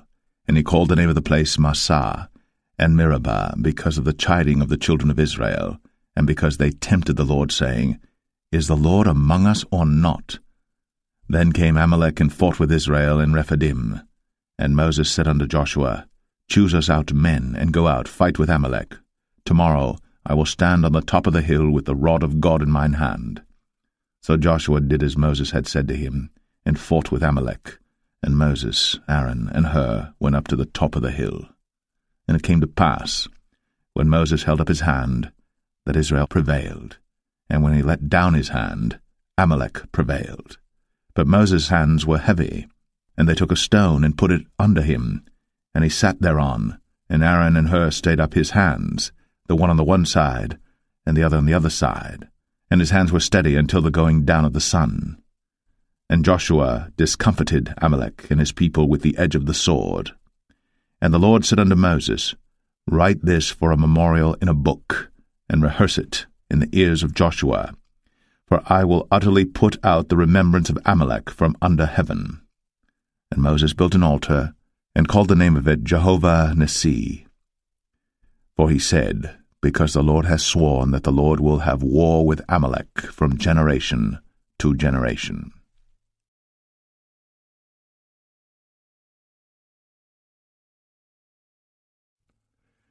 Exodus 18. When Jethro, the priest of Midian, Moses' father-in-law, heard of all that God had done for Moses, and for Israel his people, and that the Lord had brought Israel out of Egypt, then Jethro, Moses' father-in-law, took Zipporah, Moses' wife, after he'd sent her back, and her 2 sons, of which the name of the one was Gershom, for he said, I have been an alien in a strange land. And the name of the other was Eleazar, for the God of my father, said he, was mine help, and delivered me from the sword of Pharaoh. And Jethro, Moses' father-in-law, came with his sons and his wife unto Moses into the wilderness, where he encamped at the mount of God. And he said unto Moses, I thy father-in-law Jethro am come unto thee, and thy wife and her 2 sons with her. And Moses went out to meet his father-in-law, and did obeisance, and kissed him. And they asked each other of their welfare, and they came into the tent. And Moses told his father-in-law all that the Lord had done unto Pharaoh, and to the Egyptians for Israel's sake, and all the travail that had come upon them by the way, and how the Lord delivered them. And Jethro rejoiced for all the goodness which the Lord had done to Israel, whom he had delivered out of the hand of the Egyptians. And Jethro said, Blessed be the Lord, who hath delivered you out of the hand of the Egyptians, and out of the hand of Pharaoh, who hath delivered the people from under the hand of the Egyptians. Now I know that the Lord is greater than all gods, for in the thing wherein they dealt proudly he was above them. And Jethro, Moses' father-in-law, took a burnt offering and sacrifices for God, and Aaron came, and all the elders of Israel, to eat bread with Moses' father-in-law before God. And it came to pass on the morrow that Moses sat to judge the people, and the people stood by Moses from the morning unto the evening. And when Moses' father-in-law saw all that he did to the people, he said, What is this thing that thou doest to the people? Why sittest thou thyself alone, and all the people stand by thee from morning unto even? And Moses said unto his father-in-law, Because the people come unto me to inquire of God. When they have a matter they come unto me, and I judge between one and another, and I do make them know the statutes of God and his laws. And Moses' father-in-law said unto him, The thing that thou doest is not good. Thou wilt surely wear away both thou and this people that is with thee, for this thing is too heavy for thee. Thou art not able to perform it thyself alone. Hearken now unto my voice. I will give thee counsel, and God shall be with thee. Be thou for the people to Godward, that thou mayest bring the causes unto God. And thou shalt teach them ordinances and laws, and shalt show them the way wherein they must walk, and the work that they must do. Moreover, thou shalt provide out of all the people able men, such as fear God, men of truth, hating covetousness, and place such over them to be rulers of thousands, and rulers of hundreds, rulers of 50s, and rulers of 10s. And let them judge the people at all seasons. And it shall be, that every great matter they shall bring unto thee, but every small matter they shall judge. So shall it be easier for thyself, and they shall bear the burden with thee. If thou shalt do this thing, and God command thee so, then thou shalt be able to endure, and all this people shall also go to their place in peace. So Moses hearkened to the voice of his father-in-law, and did all that he had said.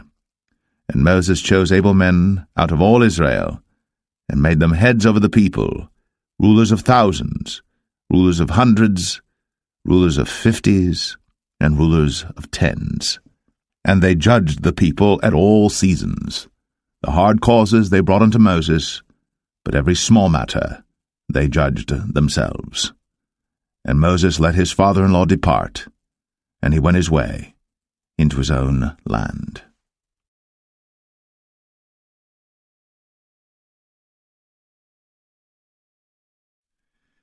Exodus 19. In the 3rd month, when the children of Israel were gone forth out of the land of Egypt, the same day came they into the wilderness of Sinai.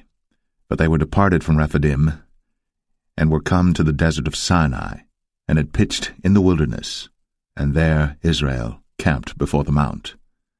And Moses went up unto God, and the Lord called unto him out of the mountain, saying, Thus shalt thou say to the house of Jacob, and tell the children of Israel, Ye have seen what I did unto the Egyptians, and how I bare you on eagle's wings, and brought you unto myself. Now therefore, if ye will obey my voice indeed, and keep my covenant, then ye shall be a peculiar treasure unto me above all people. For all the earth is mine, and ye shall be unto me a kingdom of priests, and an holy nation. These are the words which thou shalt speak unto the children of Israel. And Moses came and called for the elders of the people, and laid before their faces all these words which the Lord commanded him. And all the people answered together, and said, All that the Lord hath spoken we will do. And Moses returned the words of the people unto the Lord. And the Lord said unto Moses, Lo, I come unto thee in a thick cloud, that the people may hear when I speak with thee, and believe thee for ever. And Moses told the words of the people unto the Lord.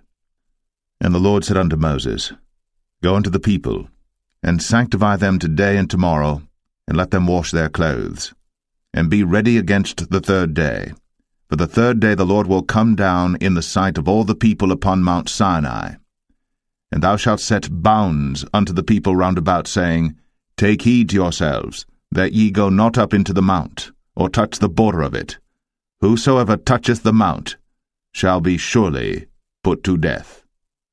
There shall not an hand touch it, but he shall surely be stoned, or shot through, whether it be beast or man. It shall not live. When the trumpet soundeth long, they shall come up to the mount. And Moses went down from the mount unto the people, and sanctified the people, and they washed their clothes. And he said unto the people, Be ready against the 3rd day. Come not at your wives.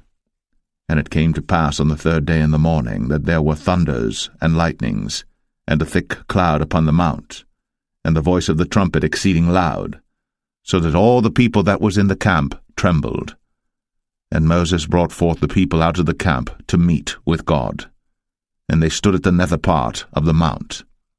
and Mount Sinai was altogether on a smoke, because the Lord descended upon it in fire, and the smoke thereof ascended as the smoke of a furnace, and the whole mount quaked greatly. And when the voice of the trumpet sounded long, and waxed louder and louder, Moses spake, and God answered him by a voice. And the Lord came down upon Mount Sinai, on the top of the mount, and the Lord called Moses up to the top of the mount, and Moses went up. And the Lord said unto Moses, Go down, charge the people, lest they break through unto the Lord to gaze, and many of them perish. And let the priests also which come near to the Lord sanctify themselves, lest the Lord break forth upon them. And Moses said unto the Lord, The people cannot come up to Mount Sinai, for thou chargest us, saying, Set bounds about the mount, and sanctify it.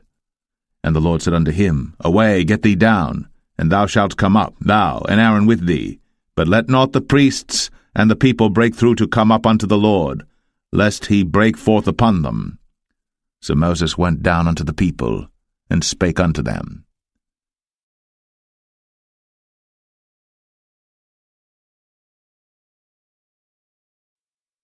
Exodus 20.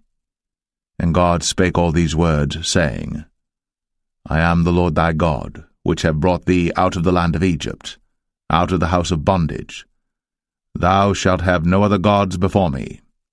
Thou shalt not make unto thee any graven image, or any likeness of any thing that is in heaven above, or that is in the earth beneath, or that is in the water under the earth. Thou shalt not bow down thyself to them, nor serve them. For I, the Lord thy God, am a jealous God, visiting the iniquity of the fathers upon the children unto the third and fourth generation of them that hate me, and showing mercy unto thousands of them that love me, and keep my commandments. Thou shalt not take the name of the Lord thy God in vain, for the Lord will not hold him guiltless that taketh his name in vain. Remember the Sabbath day, to keep it holy. 6 days shalt thou labor, and do all thy work. But the 7th day is the Sabbath of the Lord thy God. In it thou shalt not do any work, thou, nor thy son, nor thy daughter, thy manservant, nor thy maidservant, nor thy cattle, nor thy stranger that is within thy gates. For in 6 days the Lord made heaven and earth, the sea, and all that in them is, and rested the 7th day. Wherefore the Lord blessed the Sabbath day, and hallowed it. Honor thy father and thy mother, that thy days may be long upon the land which the Lord thy God giveth thee. Thou shalt not kill. Thou shalt not commit adultery. Thou shalt not steal. Thou shalt not bear false witness against thy neighbor. Thou shalt not covet thy neighbor's house. Thou shalt not covet thy neighbor's wife, nor his manservant, nor his maidservant, nor his ox, nor his ass, nor anything that is thy neighbor's. And all the people saw the thunderings, and the lightnings, and the noise of the trumpet, and the mountain smoking. And when the people saw it, they removed, and stood afar off. And they said unto Moses, Speak thou with us, and we will hear, but let not God speak with us, lest we die. And Moses said unto the people, Fear not, for God is come to prove you, and that his fear may be before your faces, that ye sin not. And the people stood afar off. And Moses drew near unto the thick darkness where God was. And the Lord said unto Moses, Thus thou shalt say unto the children of Israel, Ye have seen that I have talked with you from heaven. Ye shall not make with me gods of silver, neither shall ye make unto you gods of gold.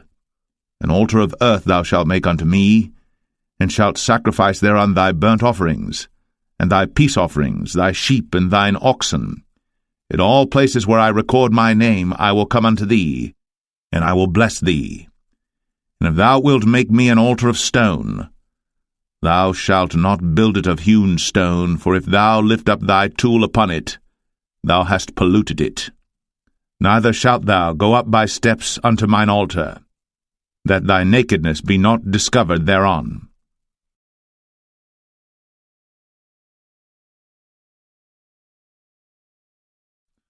Exodus 21. Now these are the judgments which thou shalt set before them. If thou buy an Hebrew servant, 6 years he shall serve, and in the 7th he shall go out free for nothing. If he came in by himself, he shall go out by himself. If he were married, then his wife shall go out with him. If his master have given him a wife, and she have borne him sons or daughters, the wife and her children shall be her master's, and he shall go out by himself. And if the servant shall plainly say, I love my master, my wife, and my children, I will not go out free, then his master shall bring him unto the judges. He shall also bring him to the door, or unto the doorpost, and his master shall bore his ear through with an awl, and he shall serve him forever. And if a man sell his daughter to be a maidservant, she shall not go out as the men servants do. If she please not her master, who hath betrothed her to himself, then shall he let her be redeemed, to sell her unto a strange nation. He shall have no power, seeing he hath dealt deceitfully with her. And if he have betrothed her unto his son, he shall deal with her after the manner of daughters. If he take him another wife, her food, her raiment, and her duty of marriage, shall he not diminish? And if he do not these 3 unto her, then shall she go out free without money. He that smiteth a man so that he die shall be surely put to death. And if a man lie not in wait, but God deliver him into his hand, then I will appoint thee a place whither he shall flee. But if a man come presumptuously upon his neighbor, to slay him with guile, thou shalt take him from mine altar, that he may die. And he that smiteth his father or his mother shall be surely put to death. And he that stealeth a man, and selleth him, or if he be found in his hand, he shall surely be put to death. And he that curseth his father or his mother shall surely be put to death. And if men strive together, and one smite another with a stone, or with his fist, and he die not, but keepeth his bed, if he rise again and walk abroad upon his staff, then shall he that smote him be quit, only he shall pay for the loss of his time, and shall cause him to be thoroughly healed. And if a man smite his servant or his maid with a rod, and he die under his hand, he shall be surely punished. Notwithstanding, if he continue a day or 2, he shall not be punished, for he is his money. If men strive and hurt a woman with child, so that her fruit depart from her, and yet no mischief follow, he shall be surely punished, according as the woman's husband will lay upon him, and he shall pay as the judges determine. And if any mischief follow, then thou shalt give life for life, eye for eye, tooth for tooth, hand for hand, foot for foot, burning for burning, wound for wound, stripe for stripe. And if a man smite the eye of his servant, or the eye of his maid, that it perish, he shall let him go free for his eye's sake. And if he smite out his manservant's tooth, or his maidservant's tooth, he shall let him go free for his tooth's sake. If an ox gore a man or a woman, that they die, then the ox shall be surely stoned, and his flesh shall not be eaten, but the owner of the ox shall be quit. But if the ox were wont to push with his horn in time past, and hath been testified to his owner, and he hath not kept him in, but that he hath killed a man or a woman, the ox shall be stoned, and his owner also shall be put to death. If there be laid on him a sum of money, then he shall give for the ransom of his life whatsoever is laid upon him, whether he have gored a son, or have gored a daughter, according to this judgment shall it be done unto him. If the ox shall push a manservant or a maidservant, he shall give unto their master 30 shekels of silver, and the ox shall be stoned. And if a man shall open a pit, or if a man shall dig a pit, and not cover it, and an ox or an ass fall therein, the owner of the pit shall make it good, and give money unto the owner of them, and the dead beast shall be his. And if one man's ox hurt another's, that he die, then they shall sell the live ox, and divide the money of it, and the dead ox also they shall divide. For if it be known that the ox hath used to push in time past, and his owner hath not kept him in, he shall surely pay ox for ox, and the dead shall be his own.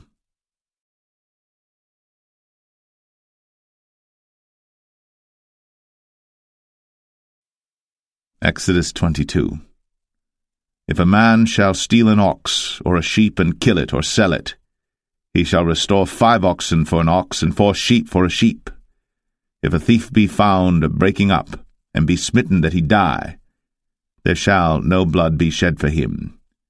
If the sun be risen upon him, there shall be blood shed for him, for he should make full restitution.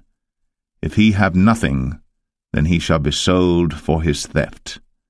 If the theft be certainly found in his hand alive, whether it be ox or ass or sheep, he shall restore double. If a man shall cause a field or vineyard to be eaten, and shall put in his beast, and shall feed in another man's field, of the best of his own field and of the best of his own vineyard, shall he make restitution. If fire break out and catch in thorns, so that stacks of corn or the standing corn of the field be consumed therewith, he that kindled the fire shall surely make restitution. If a man shall deliver unto his neighbor money or stuff to keep, and it be stolen out of the man's house, if the thief be found, let him pay double. If the thief be not found, then the master of the house shall be brought unto the judges to see whether he have put his hand unto his neighbor's goods. For all manner of trespass, whether it be for ox, for ass, for sheep, for raiment, or for any manner of lost thing, which another challengeth to be his, the cause of both parties shall come before the judges, and whom the judges shall condemn, he shall pay double unto his neighbor. If a man deliver unto his neighbor an ass, or an ox, or a sheep, or any beast to keep, and it die, or be hurt, or driven away, no man seeing it, then shall an oath of the Lord be between them both, that he hath not put his hand unto his neighbor's goods, and the owner of it shall accept thereof, and he shall not make it good. And if it be stolen from him, he shall make restitution unto the owner thereof.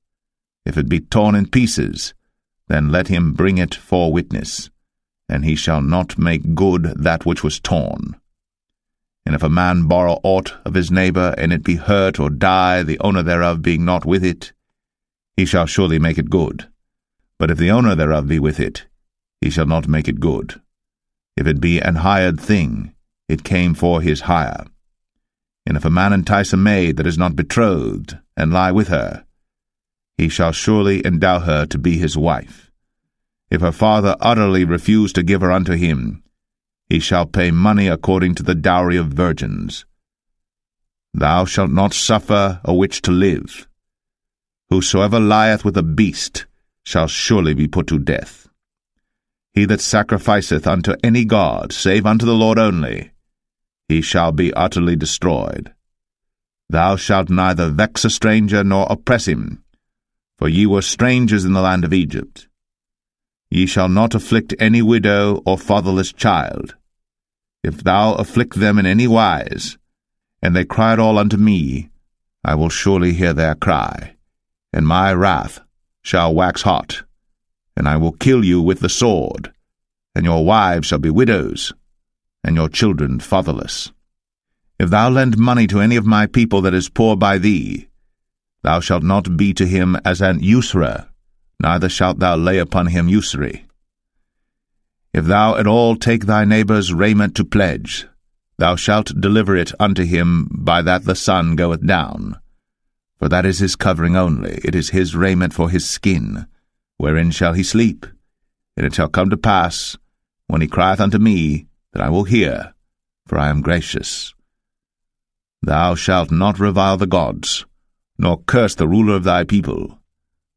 Thou shalt not delay to offer the first of thy ripe fruits, and of thy liquors, the firstborn of thy sons shalt thou give unto me.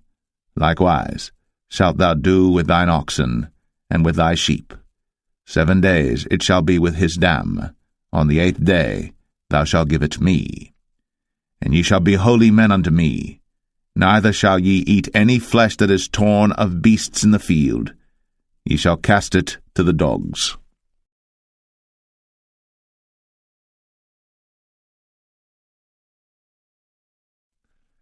Exodus 23. Thou shalt not raise a false report. Put not thine hand with the wicked to be an unrighteous witness. Thou shalt not follow a multitude to do evil. Neither shalt thou speak in a cause to decline after many to wrest judgment. Neither shalt thou countenance a poor man in his cause. If thou meet thine enemy's ox or his ass going astray, thou shalt surely bring it back to him again. If thou see the ass of him that hateth thee lying under his burden, and wouldest forbear to help him, thou shalt surely help with him. Thou shalt not wrest the judgment of thy poor in his cause. Keep thee far from a false matter, and the innocent and righteous slay thou not, for I will not justify the wicked. And thou shalt take no gift, for the gift blindeth the wise, and perverteth the words of the righteous. Also, thou shalt not oppress a stranger. For ye know the heart of a stranger, seeing ye were strangers in the land of Egypt. And 6 years thou shalt sow thy land, and shalt gather in the fruits thereof. But the 7th year thou shalt let it rest and lie still, that the poor of thy people may eat, and what they leave the beasts of the field shall eat. In like manner thou shalt deal with thy vineyard, and with thy oliveyard. 6 days thou shalt do thy work, and on the 7th day thou shalt rest, that thine ox and thine ass may rest, and the son of thy handmaid, and the stranger may be refreshed. And in all things that I have said unto you be circumspect, and make no mention of the name of other gods, neither let it be heard out of thy mouth. 3 times thou shalt keep a feast unto me in the year. Thou shalt keep the feast of unleavened bread.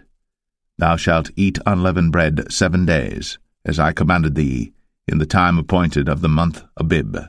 For in it thou camest out from Egypt, and none shall appear before me empty.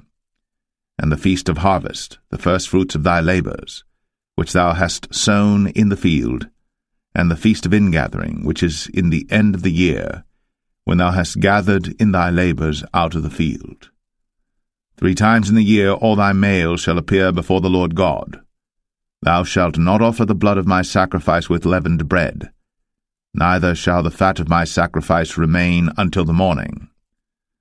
The first of the firstfruits of thy land thou shalt bring into the house of the Lord thy God. Thou shalt not see the kid in his mother's milk. Behold, I send an angel before thee, to keep thee in the way, and to bring thee into the place which I have prepared. Beware of him, and obey his voice. Provoke him not, for he will not pardon your transgressions, for my name is in him. But if thou shalt indeed obey his voice, and do all that I speak, then I will be an enemy unto thine enemies, and an adversary unto thine adversaries. For mine angel shall go before thee, and bring thee in unto the Amorites, and the Hittites, and the Perizzites, and the Canaanites, the Hivites, and the Jebusites, and I will cut them off. Thou shalt not bow down to their gods, nor serve them, nor do after their works, but thou shalt utterly overthrow them, and quite break down their images. And ye shall serve the Lord your God, and he shall bless thy bread and thy water, and I will take sickness away from the midst of thee. There shall nothing cast their young, nor be barren in thy land. The number of thy days I will fulfill. I will send my fear before thee, and will destroy all the people to whom thou shalt come, and I will make all thine enemies turn their backs unto thee. And I will send hornets before thee, which shall drive out the Hivite, the Canaanite, and the Hittite from before thee. I will not drive them out from before thee in 1 year, lest the land become desolate, and the beasts of the field multiply against thee. By little and little I will drive them out from before thee, until thou be increased and inherit the land. And I will set thy bounds from the Red Sea even unto the sea of the Philistines, and from the desert unto the river. For I will deliver the inhabitants of the land into your hand, and thou shalt drive them out before thee. Thou shalt make no covenant with them, nor with their gods. They shall not dwell in thy land, lest they make thee sin against me. For if thou serve their gods, it will surely be a snare unto thee.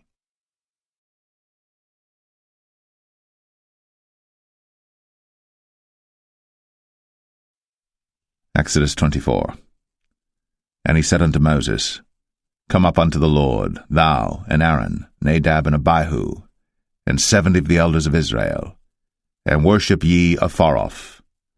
And Moses alone shall come near the Lord, but they shall not come nigh, neither shall the people go up with him. And Moses came, and told the people all the words of the Lord, and all the judgments, and all the people answered with one voice, and said, All the words which the Lord hath said will we do.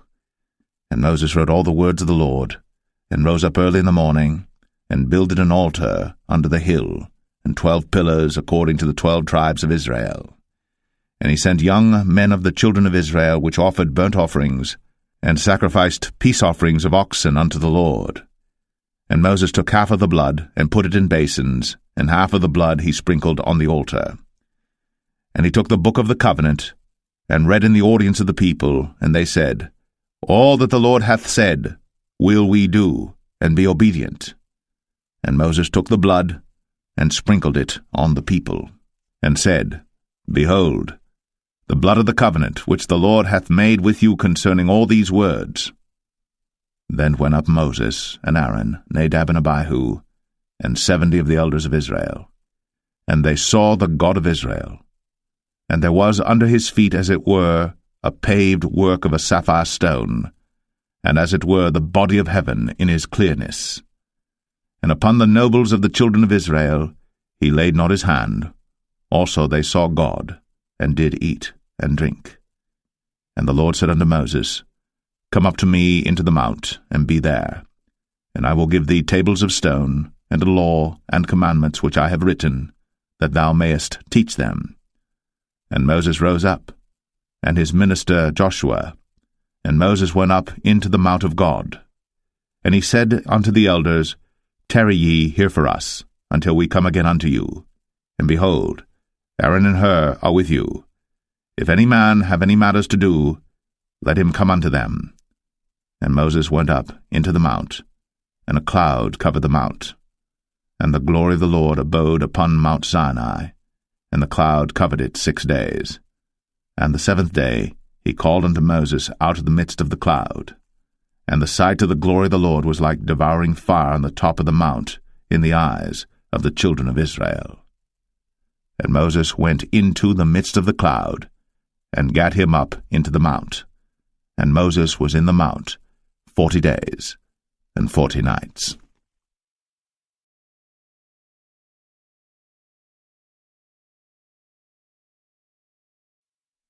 Exodus 25. And the Lord spake unto Moses, saying, Speak unto the children of Israel, that they bring me an offering of every man that giveth it willingly with his heart. Ye shall take my offering. And this is the offering which ye shall take of them, gold, and silver, and brass, and blue, and purple, and scarlet, and fine linen, and goat's hair, and rams' skins dyed red, and badgers' skins, and shittim wood, oil for the light, spices for anointing oil, and for sweet incense, onyx stones, and stones to be set in the ephod, and in the breastplate. And let them make me a sanctuary, that I may dwell among them, according to all that I show thee, after the pattern of the tabernacle, and the pattern of all the instruments thereof, even so shall ye make it.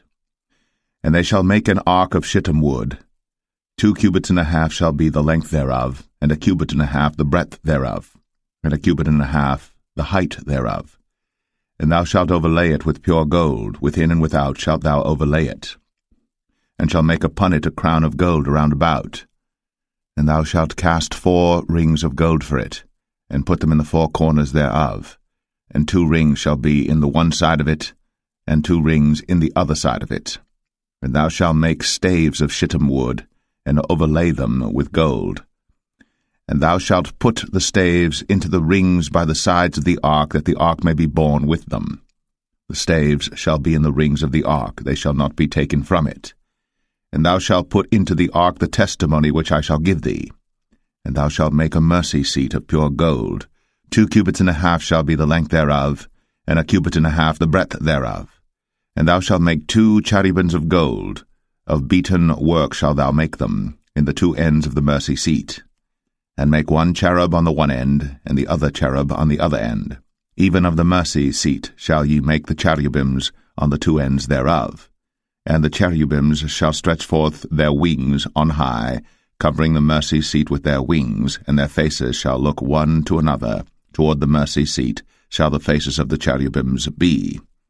And thou shalt put the mercy seat above upon the ark, and in the ark thou shalt put the testimony that I shall give thee. And there I will meet with thee, and I will commune with thee from above the mercy seat, from between the 2 cherubims which are upon the ark of the testimony, of all things which I will give thee in commandment unto the children of Israel. Thou shalt also make a table of shittim wood. 2 cubits shall be the length thereof, and 1 cubit the breadth thereof, and 1 cubit and a half the height thereof. And thou shalt overlay it with pure gold, and make thereto a crown of gold round about. And thou shalt make unto it a border of an handbreadth round about, and thou shalt make a golden crown to the border thereof round about. And thou shalt make for it 4 rings of gold, and put the rings in the 4 corners that are on the 4 feet thereof. Over against the border shall the rings be for places of the staves to bear the table. And thou shalt make the staves of shittim wood, and overlay them with gold, that the table may be borne with them. And thou shalt make the dishes thereof, and spoons thereof, and covers thereof, and bowls thereof, to cover withal. Of pure gold shalt thou make them. And thou shalt set upon the table showbread before me always. And thou shalt make a candlestick of pure gold. Of beaten work shall the candlestick be made. His shaft, and his branches, his bowls, his knobs and his flowers shall be of the same. And 6 branches shall come out of the sides of it, 3 branches of the candlestick out of the one side, and 3 branches of the candlestick out of the other side. 3 bowls made like unto almonds, with a knob and a flower in one branch, and 3 bowls made like almonds in the other branch, with a knob and a flower. So in the 6 branches that come out of the candlestick. And in the candlestick shall be 4 bowls made like unto almonds, with their knobs and their flowers. And there shall be a knob under 2 branches of the same, and a knob under 2 branches of the same, and a knob under 2 branches of the same, according to the 6 branches that proceed out of the candlestick. Their knobs and their branches shall be of the same. All it shall be one beaten work of pure gold. And thou shalt make the 7 lamps thereof, and they shall light the lamps thereof, that they may give light over against it. And the tongs thereof, and the snuff dishes thereof, shall be of pure gold.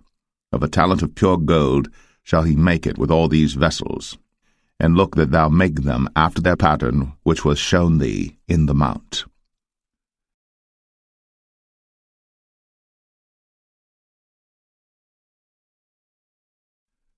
Exodus 26.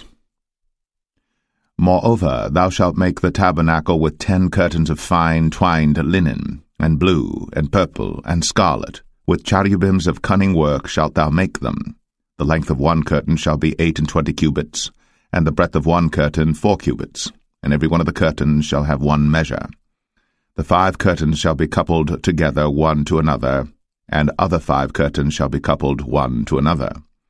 And thou shalt make loops of blue upon the edge of the 1 curtain, from the selvage in the coupling. And likewise shalt thou make in the uttermost edge of another curtain, in the coupling of the 2nd. 50 loops shalt thou make in the 1 curtain, and 50 loops shalt thou make in the edge of the curtain that is in the coupling of the 2nd, that the loops may take hold one of another. And thou shalt make 50 taches of gold, and couple the curtains together with the taches, and it shall be 1 tabernacle. And thou shalt make curtains of goat's hair to be a covering upon the tabernacle.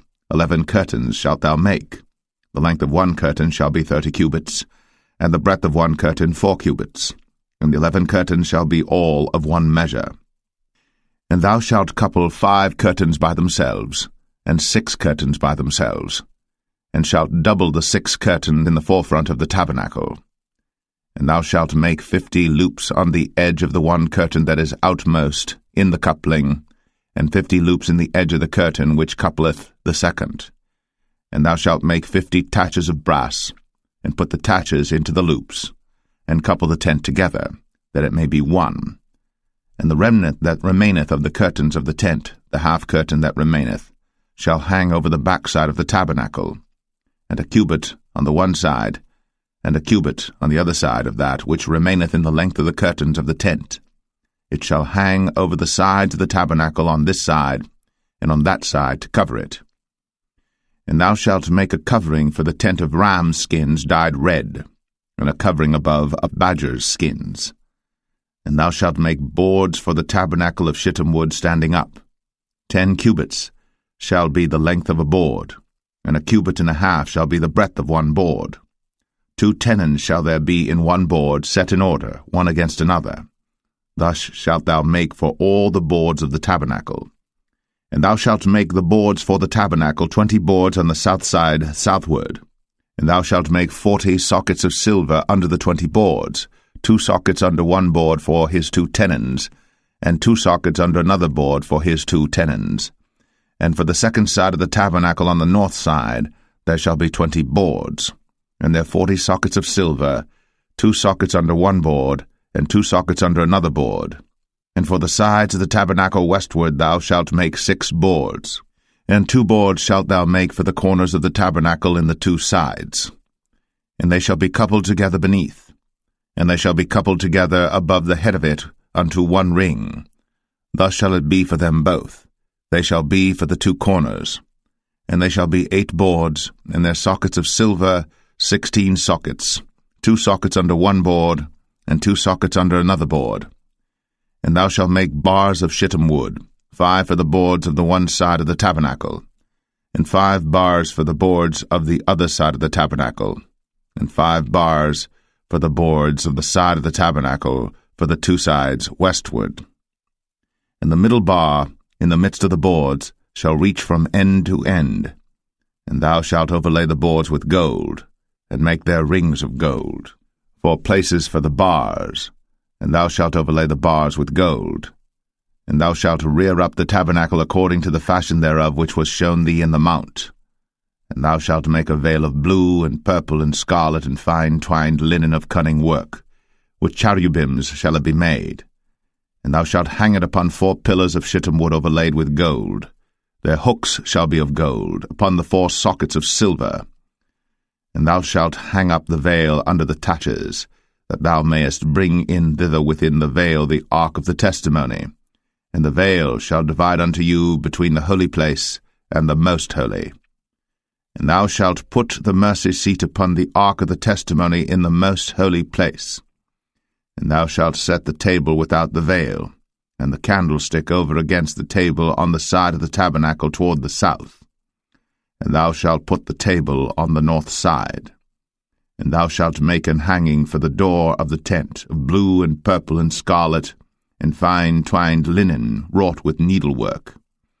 And thou shalt make for the hanging 5 pillars of shittim wood, and overlay them with gold, and their hooks shall be of gold, and thou shalt cast 5 sockets of brass for them.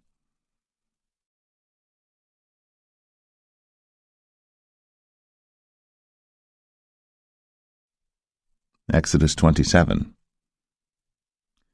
And thou shalt make an altar of shittim wood, 5 cubits long and 5 cubits broad. The altar shall be 4 square, and the height thereof shall be 3 cubits. And thou shalt make the horns of it upon the 4 corners thereof. His horns shall be of the same, and thou shalt overlay it with brass.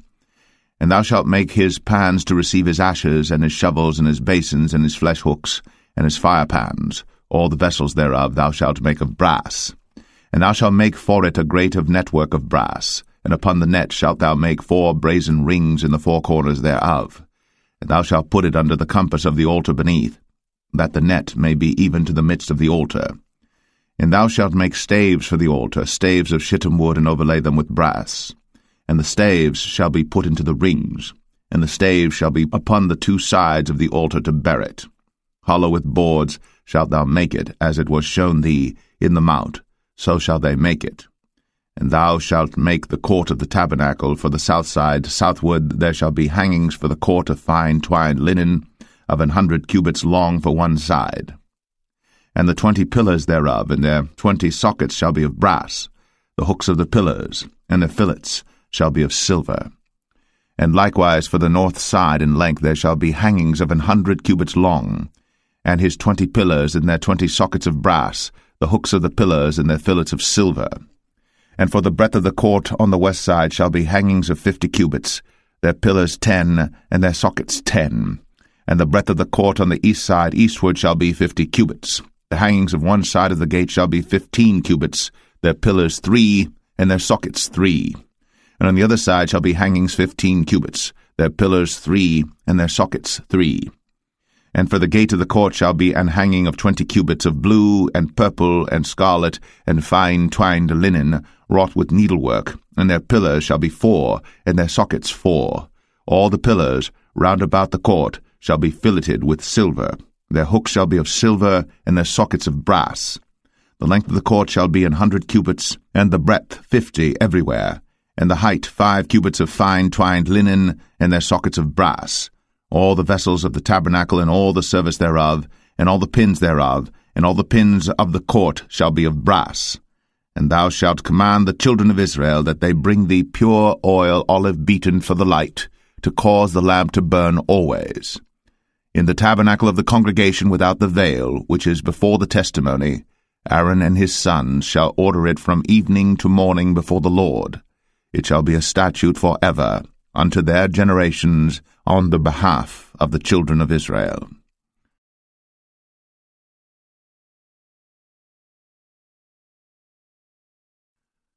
Exodus 28.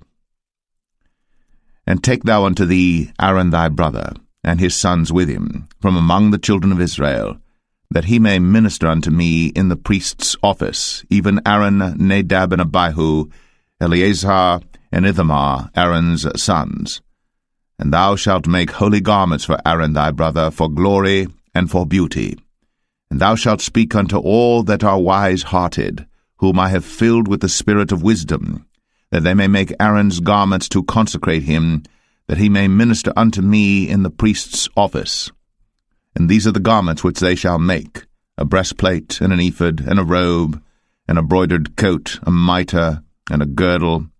And they shall make holy garments for Aaron thy brother, and his sons, that he may minister unto me in the priest's office.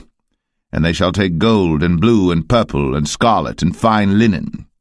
And they shall make the ephod of gold, of blue, and of purple, of scarlet, and fine twined linen with cunning work. It shall have the 2 shoulder pieces thereof joined at the 2 edges thereof, and so it shall be joined together. And the curious girdle of the ephod which is upon it shall be of the same, according to the work thereof, even of gold, of blue, and purple, and scarlet, and fine twined linen.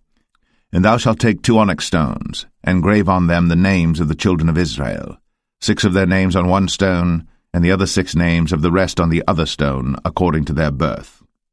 With the work of an engraver in stone, like the engravings of a signet, shalt thou engrave the 2 stones with the names of the children of Israel. Thou shalt make them to be set in ouches of gold. And thou shalt put the 2 stones upon the shoulders of the ephod for stones of memorial unto the children of Israel.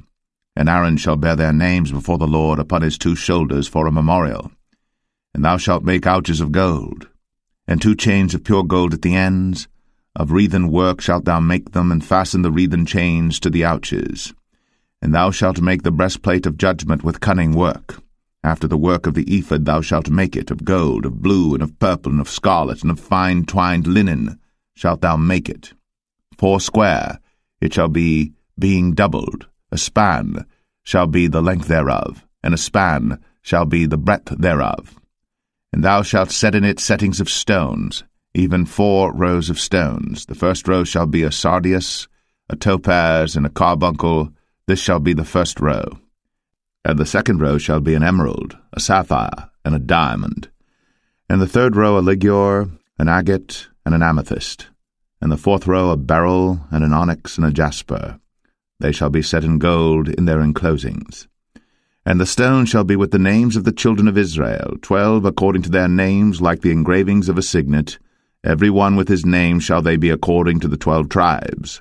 And thou shalt make upon the breastplate chains at the ends of wreathen work, of pure gold.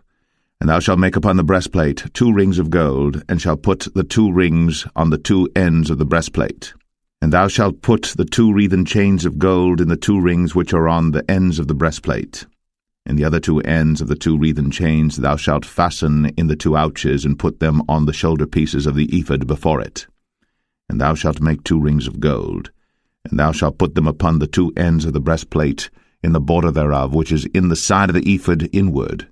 And 2 other rings of gold thou shalt make, and shalt put them on the 2 sides of the ephod underneath, toward the forepart thereof, over against the other coupling thereof, above the curious girdle of the ephod. And they shall bind the breastplate by the rings thereof unto the rings of the ephod with a lace of blue, that it may be above the curious girdle of the ephod, and that the breastplate be not loosed from the ephod. And Aaron shall bear the names of the children of Israel in the breastplate of judgment upon his heart, when he goeth in unto the holy place for a memorial before the Lord continually.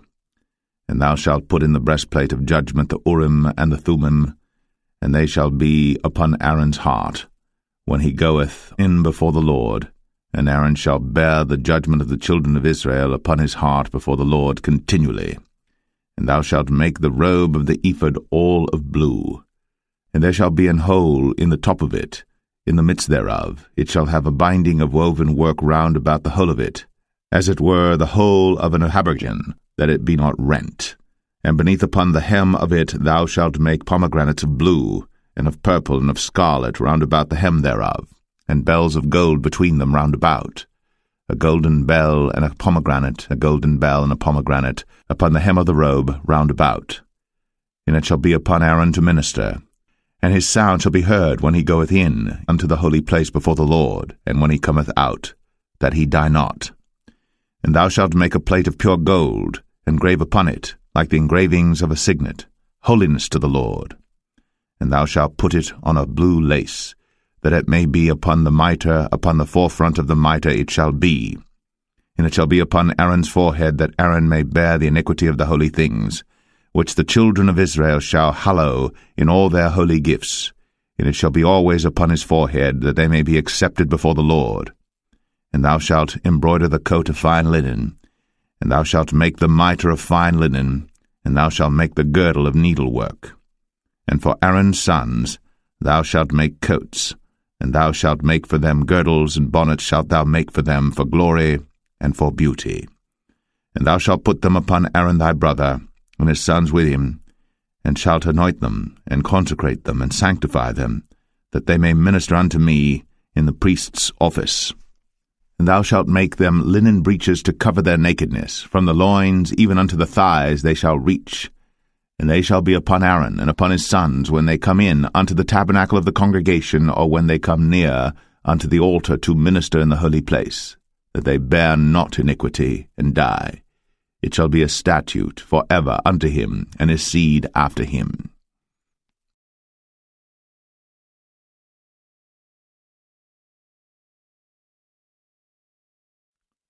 Exodus 29.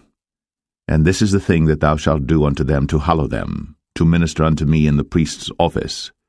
Take 1 young bullock, and 2 rams without blemish, and unleavened bread and cakes unleavened tempered with oil, and wafers unleavened anointed with oil, of wheaten flour shalt thou make them. And thou shalt put them into 1 basket, and bring them in the basket, with the bullock and the 2 rams. And Aaron and his sons thou shalt bring unto the door of the tabernacle of the congregation, and shalt wash them with water. And thou shalt take the garments, and put upon Aaron the coat, and the robe of the ephod, and the breastplate, and gird him with the curious girdle of the ephod.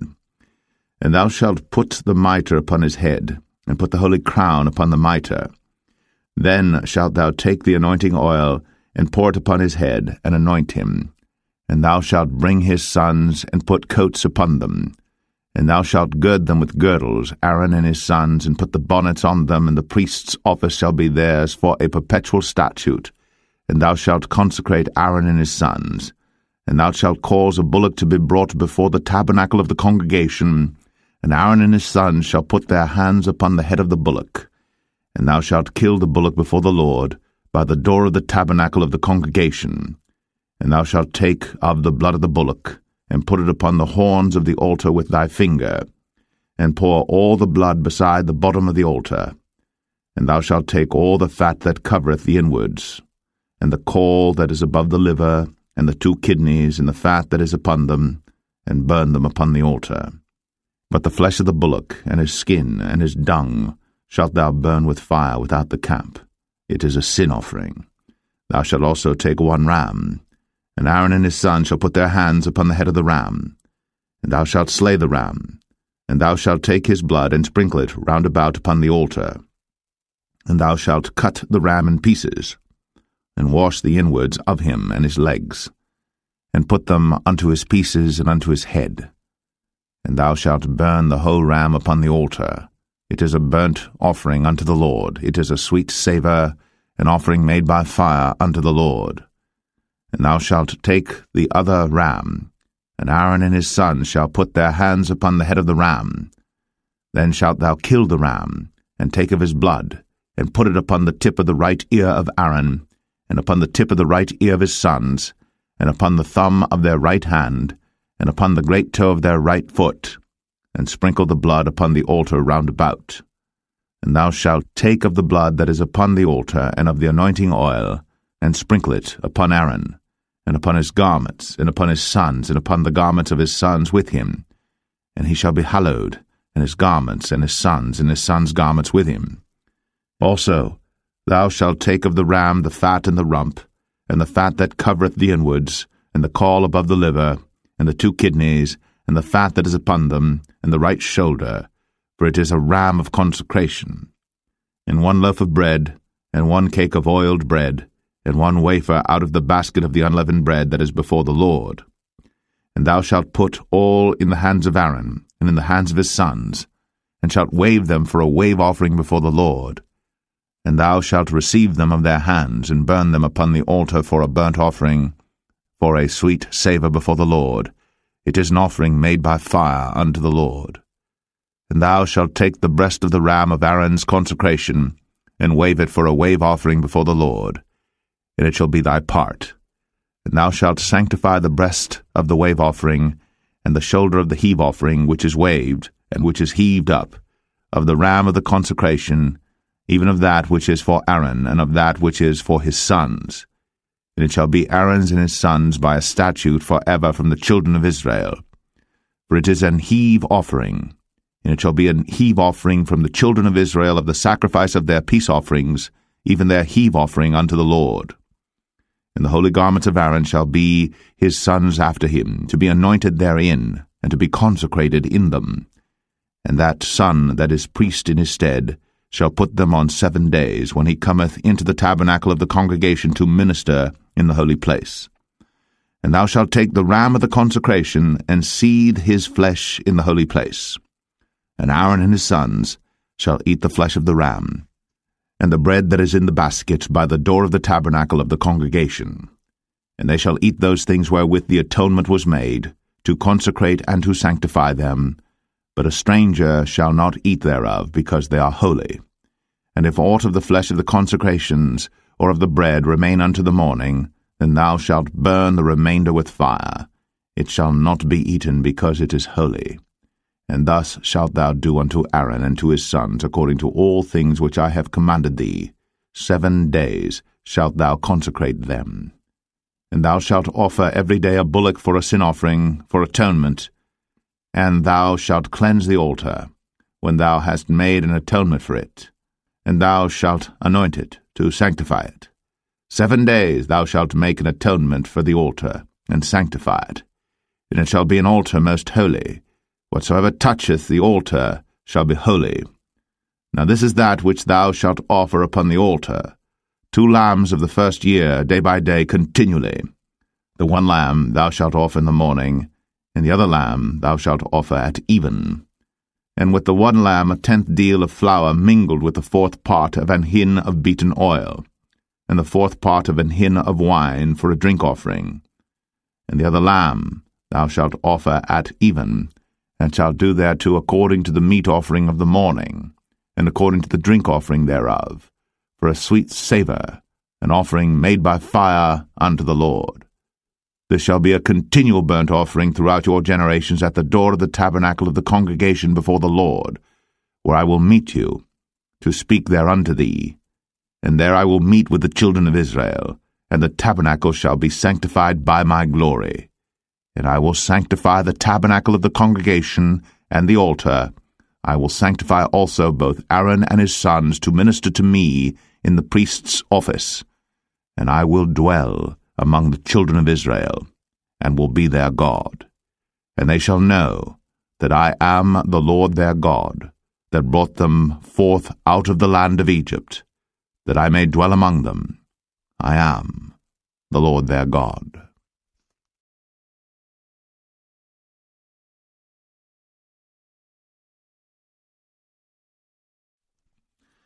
Exodus 30. And thou shalt make an altar to burn incense upon. Of shittim wood shalt thou make it. A cubit shall be the length thereof, and a cubit the breadth thereof. 4 square shall it be. And 2 cubits shall be the height thereof, the horns thereof shall be of the same. And thou shalt overlay it with pure gold, the top thereof and the sides thereof round about, and the horns thereof. And thou shalt make unto it a crown of gold round about. And 2 golden rings shalt thou make to it under the crown of it. By the 2 corners thereof upon the 2 sides of it shalt thou make it. And they shall be for places for the staves to bear it withal. And thou shalt make the staves of shittim wood, and overlay them with gold. And thou shalt put it before the veil that is by the ark of the testimony, before the mercy seat that is over the testimony, where I will meet with thee. And Aaron shall burn thereon sweet incense every morning. When he dresseth the lamps, he shall burn incense upon it. And when Aaron lighteth the lamps at even, he shall burn incense upon it, a perpetual incense before the Lord throughout your generations. Ye shall offer no strange incense thereon, nor burnt sacrifice, nor meat offering, neither shall ye pour drink offering thereon. And Aaron shall make an atonement upon the horns of it once in a year with the blood of the sin offering of atonements. Once in the year shall he make atonement upon it throughout your generations. It is most holy unto the Lord. And the Lord spake unto Moses, saying, When thou takest the sum of the children of Israel after their number, then shall they give every man a ransom for his soul unto the Lord, when thou numberest them, that there be no plague among them, when thou numberest them. This they shall give every one that passeth among them that are numbered, 1/2 shekel after the shekel of the sanctuary. A shekel is 20 gerahs, and 1/2 shekel shall be the offering of the Lord. Every one that passeth among them that are numbered, from 20 years old and above, shall give an offering unto the Lord. The rich shall not give more, and the poor shall not give less than 1/2 shekel, when they give an offering unto the Lord, to make an atonement for your souls. And thou shalt take the atonement money of the children of Israel, and shalt appoint it for the service of the tabernacle of the congregation, that it may be a memorial unto the children of Israel before the Lord, to make an atonement for your souls. And the Lord spake unto Moses, saying, Thou shalt also make a laver of brass, and his foot also of brass, to wash withal. And thou shalt put it between the tabernacle of the congregation and the altar, and thou shalt put water therein. For Aaron and his sons shall wash their hands and their feet thereat. When they go into the tabernacle of the congregation, they shall wash with water, that they die not, or when they come near to the altar to minister, to burn offering made by fire unto the Lord. So they shall wash their hands and their feet, that they die not. And it shall be a statute forever to them, even to him and to his seed throughout their generations. Moreover the Lord spake unto Moses, saying, Take thou also unto thee principal spices, of pure myrrh 500 shekels, and of sweet cinnamon half so much, even 250 shekels, and of sweet calamus 250 shekels, and of cassia 500 shekels after the shekel of the sanctuary, and of oil olive and hin. And thou shalt make it an oil of holy ointment, an ointment compound after the art of the apothecary. It shall be an holy anointing oil. And thou shalt anoint the tabernacle of the congregation therewith, and the ark of the testimony, and the table and all his vessels, and the candlestick and his vessels, and the altar of incense, and the altar of burnt offering with all his vessels, and the laver and his foot. And thou shalt sanctify them, that they may be most holy. Whatsoever toucheth them shall be holy. And thou shalt anoint Aaron and his sons, and consecrate them, that they may minister unto me in the priest's office. And thou shalt speak unto the children of Israel, saying, This shall be an holy anointing oil unto me throughout your generations. Upon man's flesh shall it not be poured, neither shall ye make any other like it, after the composition of it. It is holy, and it shall be holy unto you. Whosoever compoundeth any like it, or whosoever putteth any of it upon a stranger, shall even be cut off from his people. And the Lord said unto Moses, Take unto thee sweet spices, stacte, and onycha, and galbanum, these sweet spices with pure frankincense, of each shall there be a like weight. And thou shalt make it a perfume, a confection after the art of the apothecary, tempered together, pure and holy. And thou shalt beat some of it very small, and put of it before the testimony in the tabernacle of the congregation, where I will meet with thee. It shall be unto you most holy. And as for the perfume which thou shalt make, ye shall not make to yourselves according to the composition thereof. It shall be unto thee holy for the Lord. Whosoever shall make like unto that, to smell thereto, shall even be cut off from his people.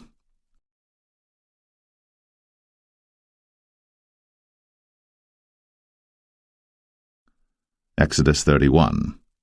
And the Lord spake unto Moses, saying, See, I have called by name Bezalel the son of Uri, the son of Hur, of the tribe of Judah, and I have filled him with the Spirit of God, in wisdom, and in understanding, and in knowledge, and in all manner of workmanship, to devise cunning works, to work in gold, and in silver, and in brass, and in cutting of stones, to set them, and in carving of timber, to work in all manner of workmanship.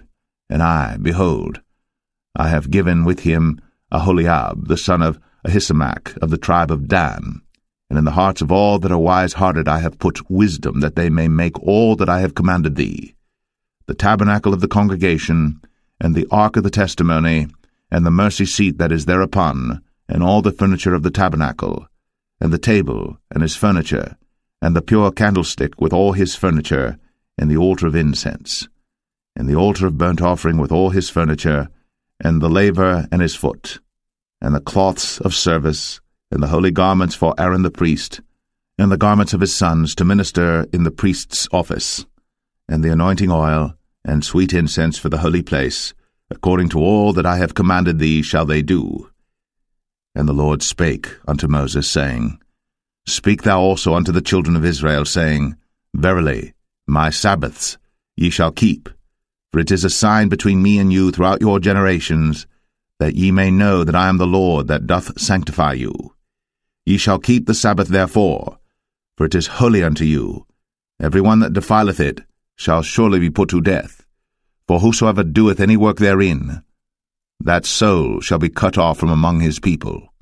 6 days may work be done, but in the 7th is the Sabbath of rest, holy to the Lord. Whosoever doeth any work in the Sabbath day, he shall surely be put to death. Wherefore the children of Israel shall keep the Sabbath, to observe the Sabbath throughout their generations, for a perpetual covenant. It is a sign between me and the children of Israel forever. For in 6 days the Lord made heaven and earth, and on the 7th day he rested and was refreshed. And he gave unto Moses, when he had made an end of communing with him upon Mount Sinai, 2 tables of testimony, tables of stone, written with the finger of God.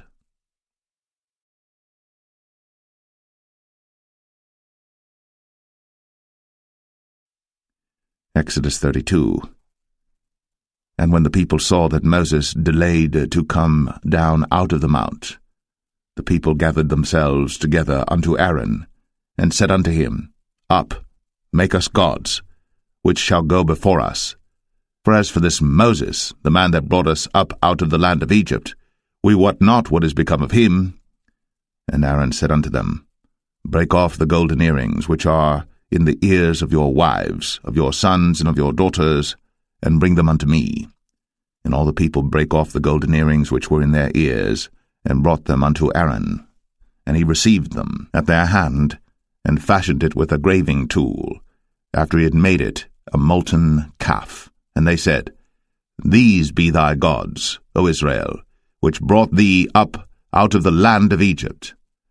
And when Aaron saw it, he built an altar before it. And Aaron made proclamation and said, Tomorrow is a feast to the Lord. And they rose up early on the morrow, and offered burnt offerings, and brought peace offerings. And the people sat down to eat and to drink, and rose up to play. And the Lord said unto Moses, Go, get thee down, for thy people, which thou broughtest out of the land of Egypt, have corrupted themselves. They have turned aside quickly out of the way which I commanded them. They have made them a molten calf, and have worshipped it, and have sacrificed thereunto, and said, These be thy gods, O Israel, which have brought thee up out of the land of Egypt. And the Lord said unto Moses, I have seen this people, and behold, it is a stiff-necked people. Now therefore let me alone, that my wrath may wax hot against them, and that I may consume them, and I will make of thee a great nation. And Moses besought the Lord his God, and said, Lord, why doth thy wrath wax hot against thy people, which thou hast brought forth out of the land of Egypt with great power, and with a mighty hand? Wherefore should the Egyptians speak and say, For mischief did he bring them out, to slay them in the mountains, and to consume them from the face of the earth? Turn from thy fierce wrath, and repent of this evil against thy people. Remember Abraham, Isaac, and Israel, thy servants, to whom thou swarest by thine own self, and saidst unto them, I will multiply your seed as the stars of heaven, and all this land that I have spoken of will I give unto your seed, and they shall inherit it forever. And the Lord repented of the evil which he thought to do unto his people. And Moses turned, and went down from the mount, and the 2 tables of the testimony were in his hand. The tables were written on both their sides, on the one side, and on the other were they written. And the tables were the work of God, and the writing was the writing of God, graven upon the tables. And when Joshua heard the noise of the people as they shouted, he said unto Moses, There is a noise of war in the camp. And he said, It is not the voice of them that shout for mastery, neither is it the voice of them that cry for being overcome, but the noise of them that sing do I hear. And it came to pass, as soon as he came nigh unto the camp, that he saw the calf and the dancing. And Moses' anger waxed hot, and he cast the tables out of his hands, and brake them beneath the mount. And he took the calf which they had made, and burnt it in the fire, and ground it to powder, and strawed it upon the water, and made the children of Israel drink of it. And Moses said unto Aaron, What did this people unto thee, that thou hast brought so great a sin upon them? And Aaron said, Let not the anger of my Lord wax hot. Thou knowest the people, that they are set on mischief. For they said unto me, Make us gods, which shall go before us. For as for this Moses, the man that brought us up out of the land of Egypt, we wot not what is become of him. And I said unto them, Whosoever hath any gold, let them break it off. So they gave it me. Then I cast it into the fire, and there came out this calf. And when Moses saw that the people were naked, for Aaron had made them naked unto their shame among their enemies, then Moses stood in the gate of the camp, and said, Who is on the Lord's side? Let him come unto me. And all the sons of Levi gathered themselves together unto him. And he said unto them, Thus saith the Lord God of Israel, Put every man his sword by his side, and go in and out from gate to gate throughout the camp, and slay every man his brother, and every man his companion, and every man his neighbor. And the children of Levi did according to the word of Moses. And there fell of the people that day about 3,000 men. For Moses had said, Consecrate yourselves today to the Lord, even every man upon his son, and upon his brother, that he may bestow upon you a blessing this day. And it came to pass on the morrow, that Moses said unto the people, Ye have sinned a great sin, and now I will go up unto the Lord. Peradventure I shall make an atonement for your sin. And Moses returned unto the Lord, and said, O this people have sinned a great sin, and have made them gods of gold. Yet now, if thou wilt forgive their sin, and if not, blot me, I pray thee, out of thy book, which thou hast written. And the Lord said unto Moses, Whosoever hath sinned against me, him will I blot out of my book. Therefore now go, lead the people unto the place of which I have spoken unto thee. Behold, Mine angel shall go before thee. Nevertheless, in the day when I will visit their sin upon them. And the Lord plagued the people because they made the calf which Aaron made.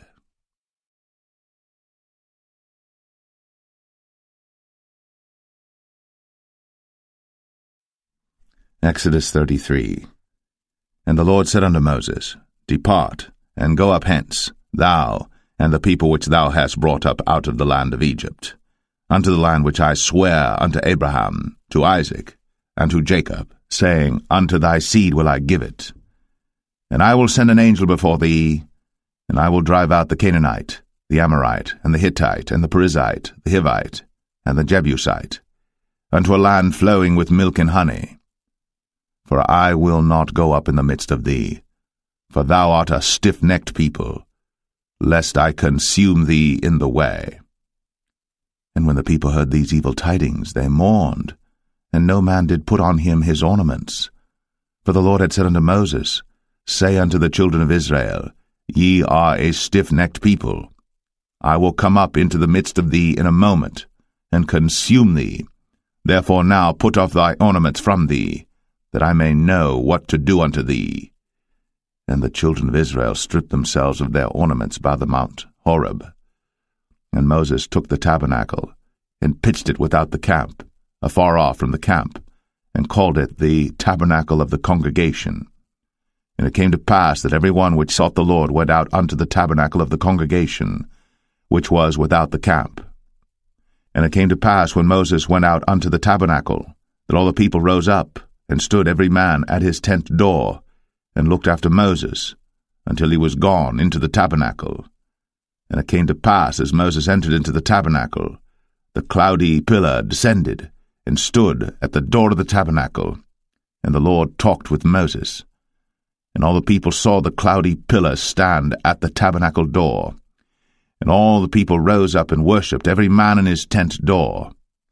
And the Lord spake unto Moses face to face, as a man speaketh unto his friend.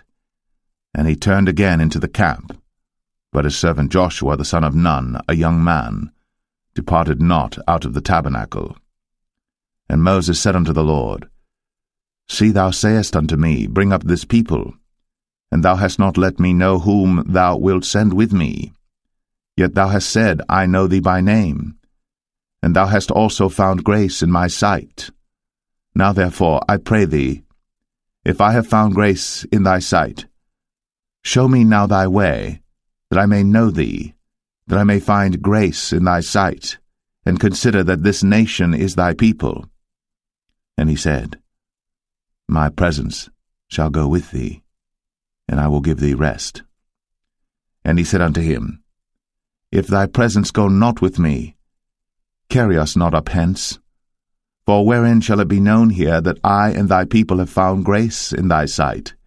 Is it not in that thou goest with us? So shall we be separated, I and thy people, from all the people that are upon the face of the earth. And the Lord said unto Moses, I will do this thing also that thou hast spoken, for thou hast found grace in my sight, and I know thee by name.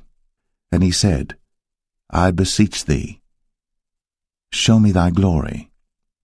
And he said, I will make all my goodness pass before thee, and I will proclaim the name of the Lord before thee, and will be gracious to whom I will be gracious, and will show mercy on whom I will show mercy.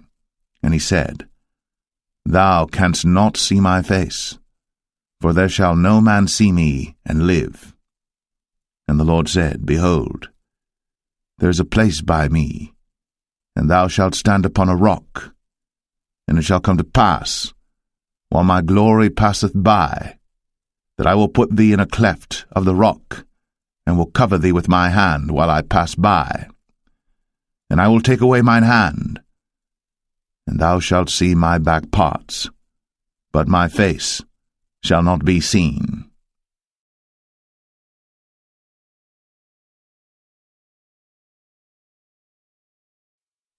Exodus 34. And the Lord said unto Moses, Hew thee 2 tables of stone like unto the first.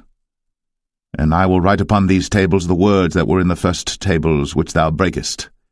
And be ready in the morning, and come up in the morning unto Mount Sinai, and present thyself there to me in the top of the mount.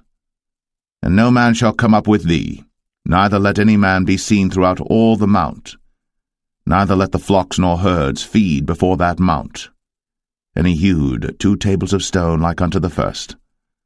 And Moses rose up early in the morning, and went up unto Mount Sinai, as the Lord had commanded him, and took in his hand the 2 tables of stone.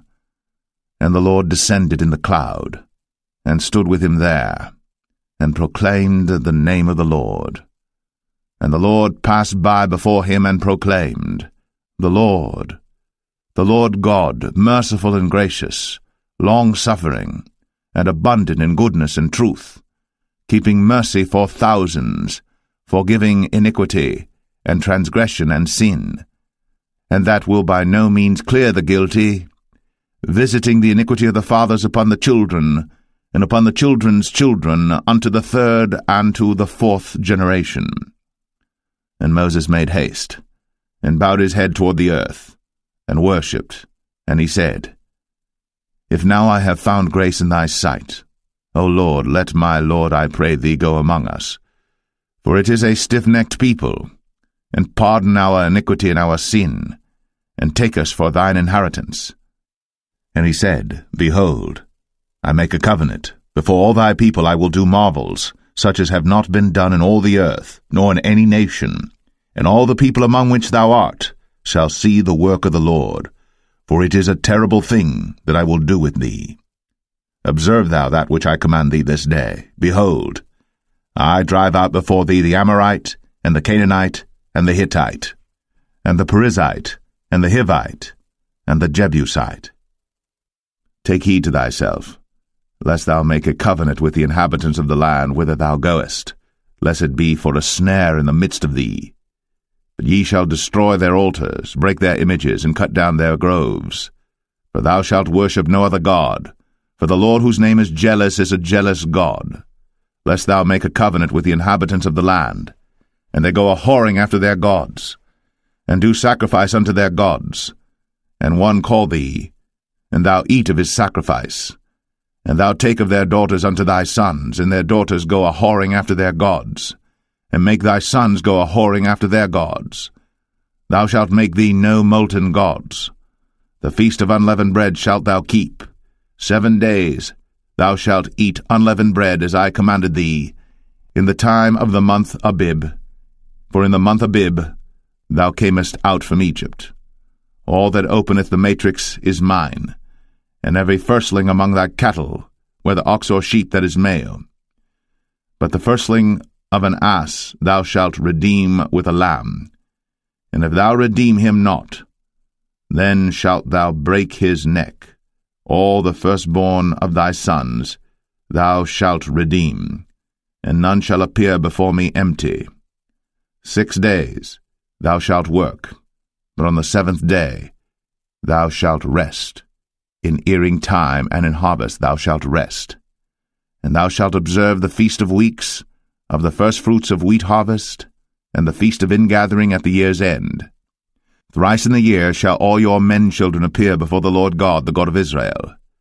For I will cast out the nations before thee, and enlarge thy borders. Neither shall any man desire thy land, when thou shalt go up to appear before the Lord thy God thrice in the year. Thou shalt not offer the blood of my sacrifice with leaven, neither shall the sacrifice of the feast of the Passover be left unto the morning. The first of the firstfruits of thy land thou shalt bring unto the house of the Lord thy God. Thou shalt not see the kid in his mother's milk. And the Lord said unto Moses, Write thou these words, for after the tenor of these words I have made a covenant with thee and with Israel. And he was there with the Lord 40 days and 40 nights. He did neither eat bread nor drink water.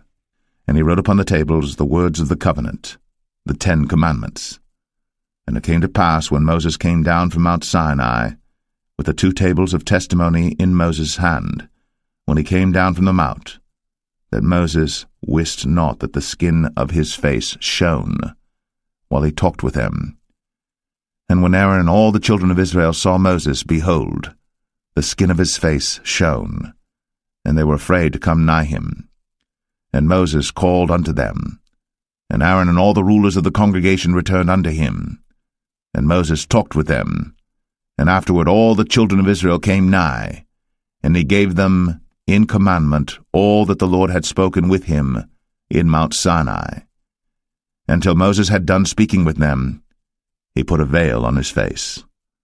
But when Moses went in before the Lord to speak with him, he took the veil off until he came out. And he came out, and spake unto the children of Israel that which he was commanded. And the children of Israel saw the face of Moses, that the skin of Moses' face shone. And Moses put the veil upon his face again, until he went in to speak with him.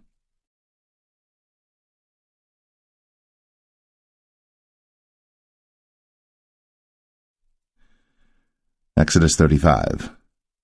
And Moses gathered all the congregation of the children of Israel together, and said unto them, These are the words which the Lord hath commanded, that ye should do them. 6 days shall work be done, but on the 7th day there shall be to you an holy day, a Sabbath of rest to the Lord. Whosoever doeth work therein shall be put to death. Ye shall kindle no fire throughout your habitations upon the Sabbath day. And Moses spake unto all the congregation of the children of Israel, saying, This is the thing which the Lord commanded, saying, Take ye from among you an offering unto the Lord.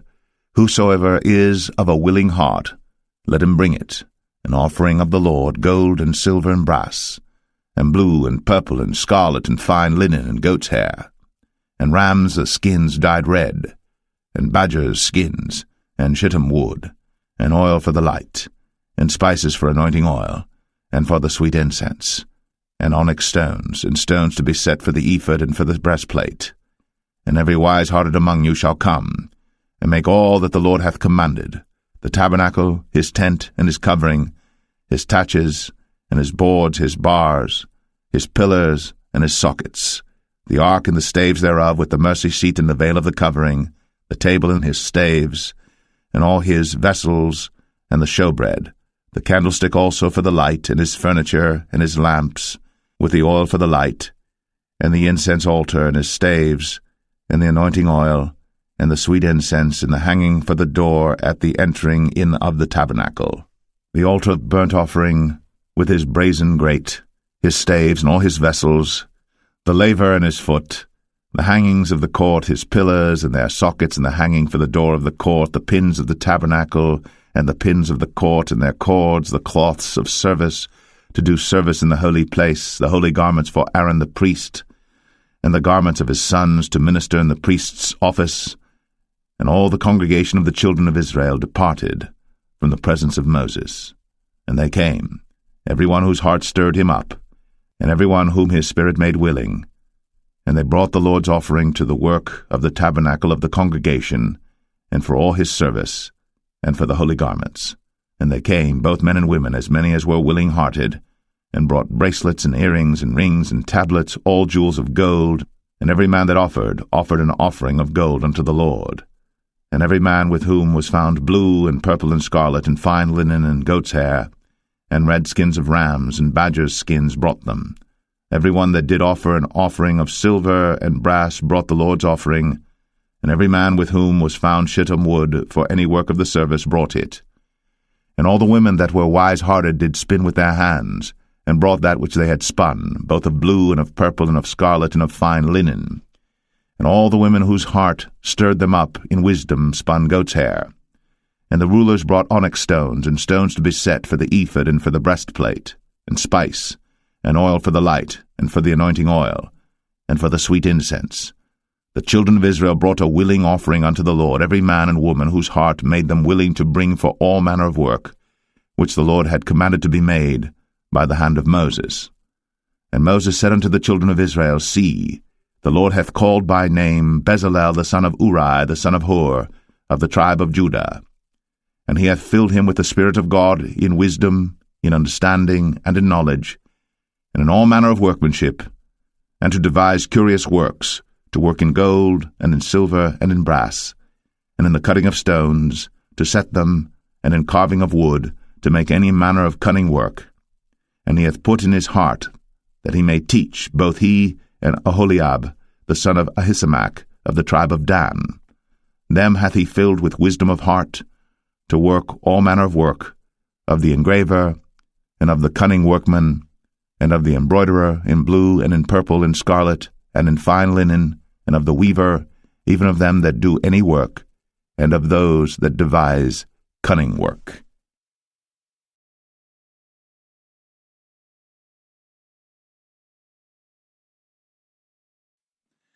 Exodus 36. Then wrought Bezalel and Aholiab, and every wise-hearted man, in whom the Lord put wisdom and understanding to know how to work all manner of work for the service of the sanctuary, according to all that the Lord had commanded.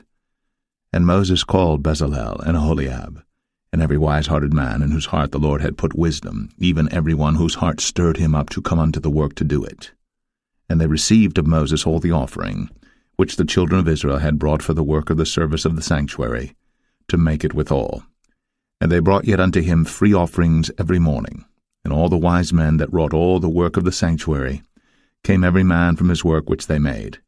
And they spake unto Moses, saying, The people bring much more than enough for the service of the work, which the Lord commanded to make.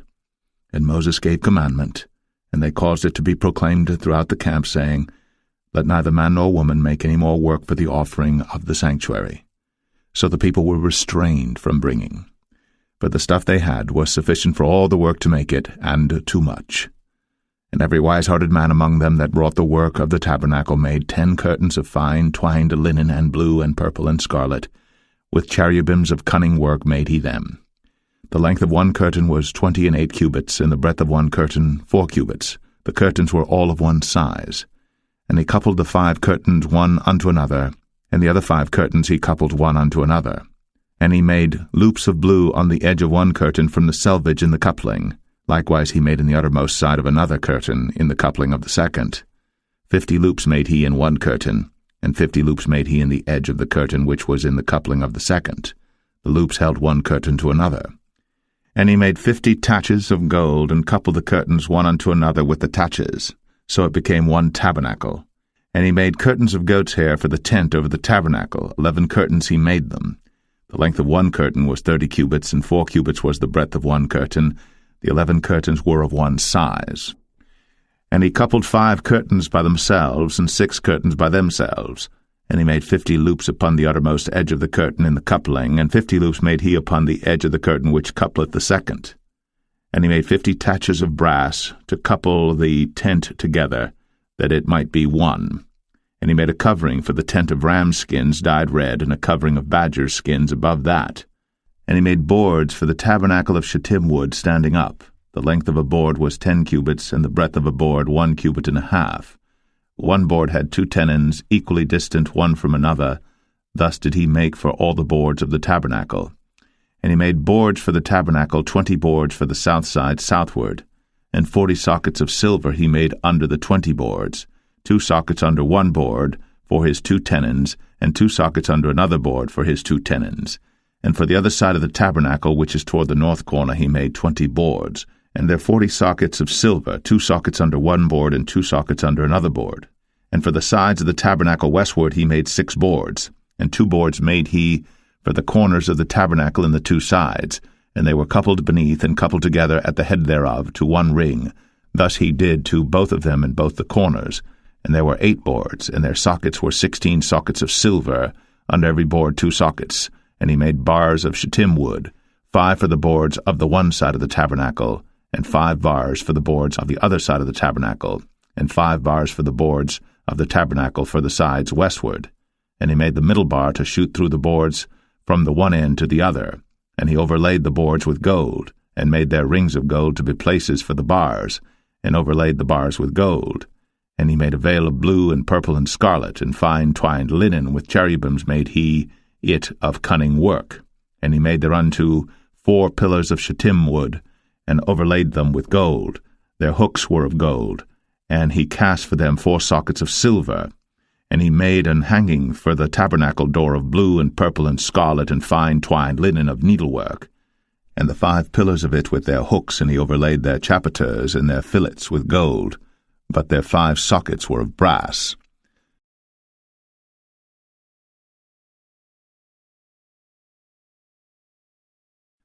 Exodus 37.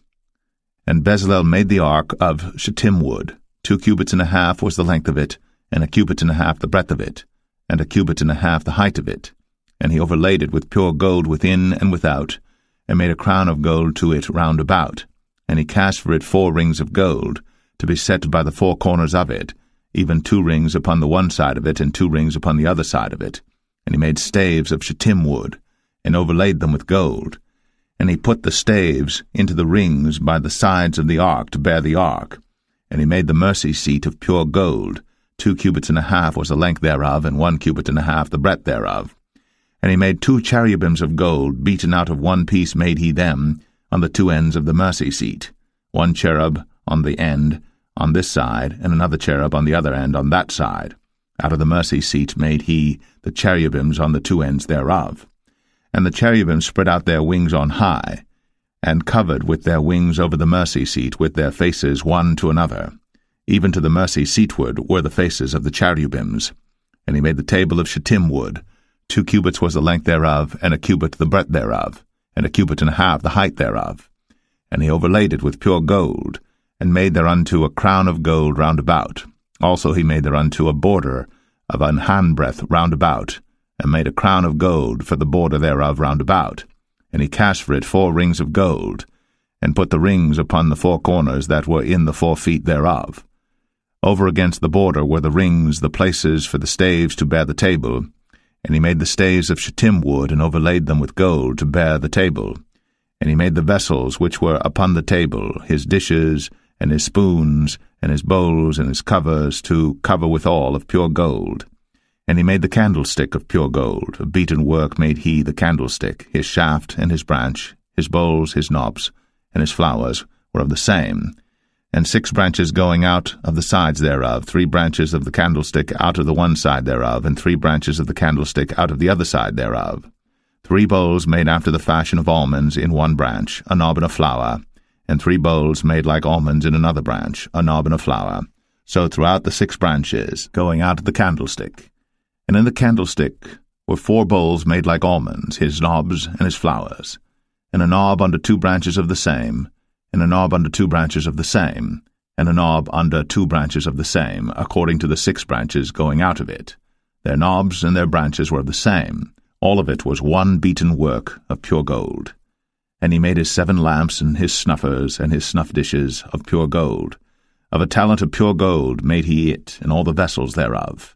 And he made the incense altar of shittim wood. The length of it was 1 cubit, the breadth of it 1 cubit. It was 4 square, and 2 cubits was the height of it. The horns thereof were of the same.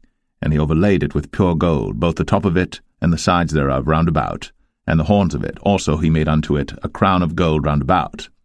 And he made 2 rings of gold for it under the crown thereof, by the 2 corners of it upon the 2 sides thereof, to be places for the staves to bear it withal.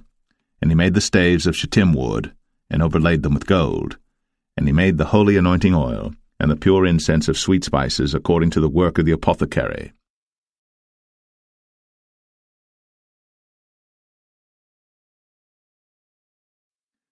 Exodus 38. And he made the altar of burnt offering of shittim wood. 5 cubits was the length thereof, and 5 cubits the breadth thereof. It was 4 square, and 3 cubits the height thereof. And he made the horns thereof on the 4 corners of it. The horns thereof were of the same, and he overlaid it with brass. And he made all the vessels of the altar, the pots and the shovels and the basins and the flesh hooks, and the firepans, all the vessels thereof made he of brass. And he made for the altar a brazen grate of network under the compass thereof beneath unto the midst of it. And he cast 4 rings for the 4 ends of the grate of brass to be places for the staves. And he made the staves of shittim wood, and overlaid them with brass. And he put the staves into the rings on the sides of the altar, to bear it withal. He made the altar hollow with boards.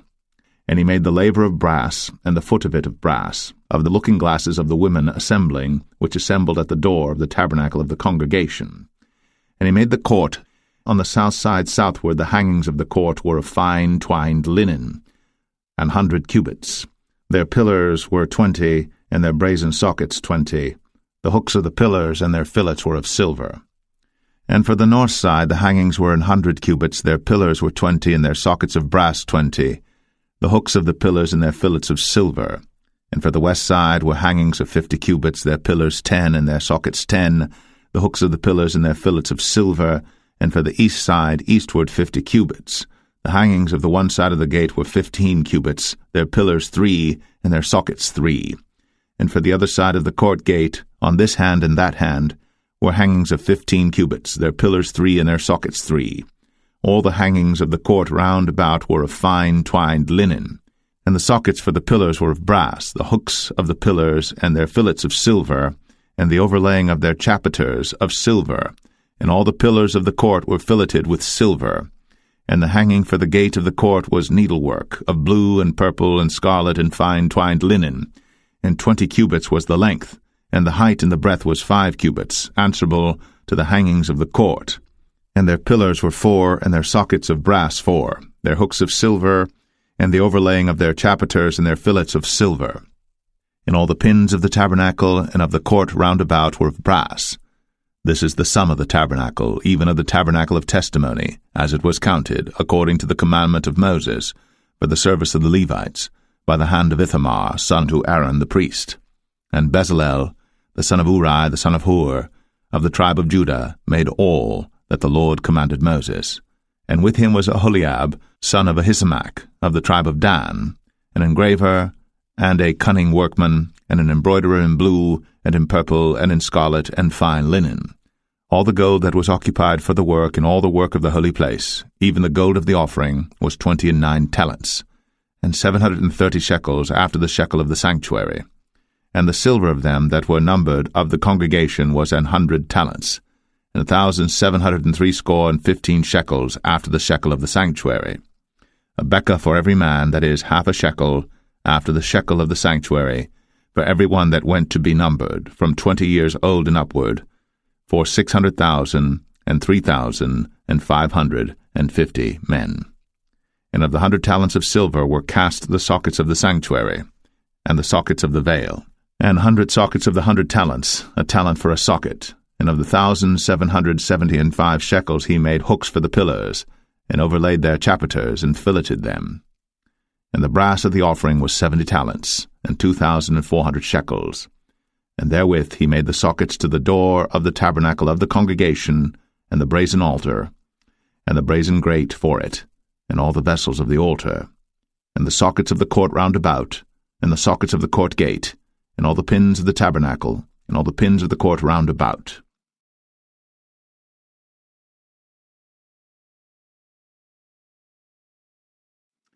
Exodus 39. And of the blue, and purple, and scarlet they made cloths of service, to do service in the holy place, and made the holy garments for Aaron, as the Lord commanded Moses. And he made the ephod of gold, blue, and purple, and scarlet, and fine twined linen. And they did beat the gold into thin plates, and cut it into wires, to work it in the blue, and in the purple, and in the scarlet, and in the fine linen, with cunning work.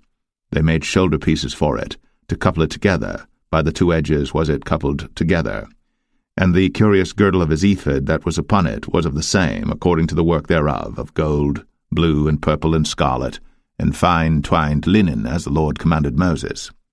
And they wrought onyx stones enclosed in ouches of gold, graven as signets are graven, with the names of the children of Israel. And he put them on the shoulders of the ephod, that they should be stones for a memorial to the children of Israel, as the Lord commanded Moses. And he made the breastplate of cunning work, like the work of the ephod, of gold, blue, and purple, and scarlet, and fine twined linen. It was foursquare. They made the breastplate double. A span was the length thereof, and a span the breadth thereof, being doubled. And they set in it 4 rows of stones. The first row was a sardius, a topaz, and a carbuncle. This was the first row. And the second row an emerald, a sapphire, and a diamond. And the third row a ligure, an agate, and an amethyst. And the fourth row a beryl, an onyx, and a jasper. They were enclosed in ouches of gold in their enclosings. And the stones were according to the names of the children of Israel, 12 according to their names, like the engravings of a signet, every one with his name, according to the 12 tribes. And they made upon the breastplate chains at the ends of wreathen work of pure gold. And they made 2 ouches of gold and 2 gold rings, and put the 2 rings in the 2 ends of the breastplate. And they put the 2 wreathen chains of gold in the 2 rings on the ends of the breastplate. And the 2 ends of the 2 wreathen chains they fastened in the 2 ouches, and put them on the shoulder pieces of the ephod before it.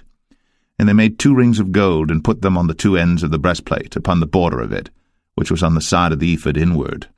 And they made 2 other golden rings, and put them on the 2 sides of the ephod underneath, toward the forepart of it, over against the other coupling thereof, above the curious girdle of the ephod. And they did bind the breastplate by his rings unto the rings of the ephod with a lace of blue, that it might be above the curious girdle of the ephod, and that the breastplate might not be loosed from the ephod, as the Lord commanded Moses. And he made the robe of the ephod of woven work, all of blue. And there was an hole in the midst of the robe, as the hole of an habergeon, with a band round about the hole, that it should not rend. And they made upon the hems of the robe pomegranates of blue and purple and scarlet and twined linen. And they made bells of pure gold, and put the bells between the pomegranates upon the hem of the robe, round about between the pomegranates, a bell and a pomegranate round about the hem of the robe to minister in, as the Lord commanded Moses. And they made coats of fine linen of woven work for Aaron and for his sons, and a mitre of fine linen, and goodly bonnets of fine linen, and linen breeches of fine twined linen, and a girdle of fine twined linen, and blue and purple and scarlet of needlework, as the Lord commanded Moses. And they made the plate of the holy crown of pure gold, and wrote upon it a writing like to the engravings of a signet, Holiness to the Lord. And they tied unto it a lace of blue to fasten it on high upon the mitre, as the Lord commanded Moses. Thus was all the work of the tabernacle of the tent of the congregation finished. And the children of Israel did according to all that the Lord commanded Moses, so did they. And they brought the tabernacle unto Moses, the tent, and all his furniture, his taches, his boards, his bars, and his pillars, and his sockets, and the covering of ram skins dyed red, and the covering of badger skins, and the veil of the covering, the ark of the testimony, and the staves thereof, and the mercy seat, the table and all the vessels thereof, and the showbread, the pure candlestick, with the lamps thereof, even with the lamps to be set in order, and all the vessels thereof, and the oil for light, and the golden altar, and the anointing oil, and the sweet incense, and the hanging for the tabernacle door, the brazen altar, and his grate of brass, his staves and all his vessels, the laver and his foot, the hangings of the court, his pillars and his sockets, and the hanging for the court gate, his cords, and his pins, and all the vessels of the service of the tabernacle for the tent of the congregation, the cloths of service to do service in the holy place, and the holy garments for Aaron the priest, and his sons' garments, to minister in the priest's office. According to all that the Lord commanded Moses, so the children of Israel made all the work. And Moses did look upon all the work, and behold, they had done it, as the Lord had commanded, even so had they done it. And Moses blessed them.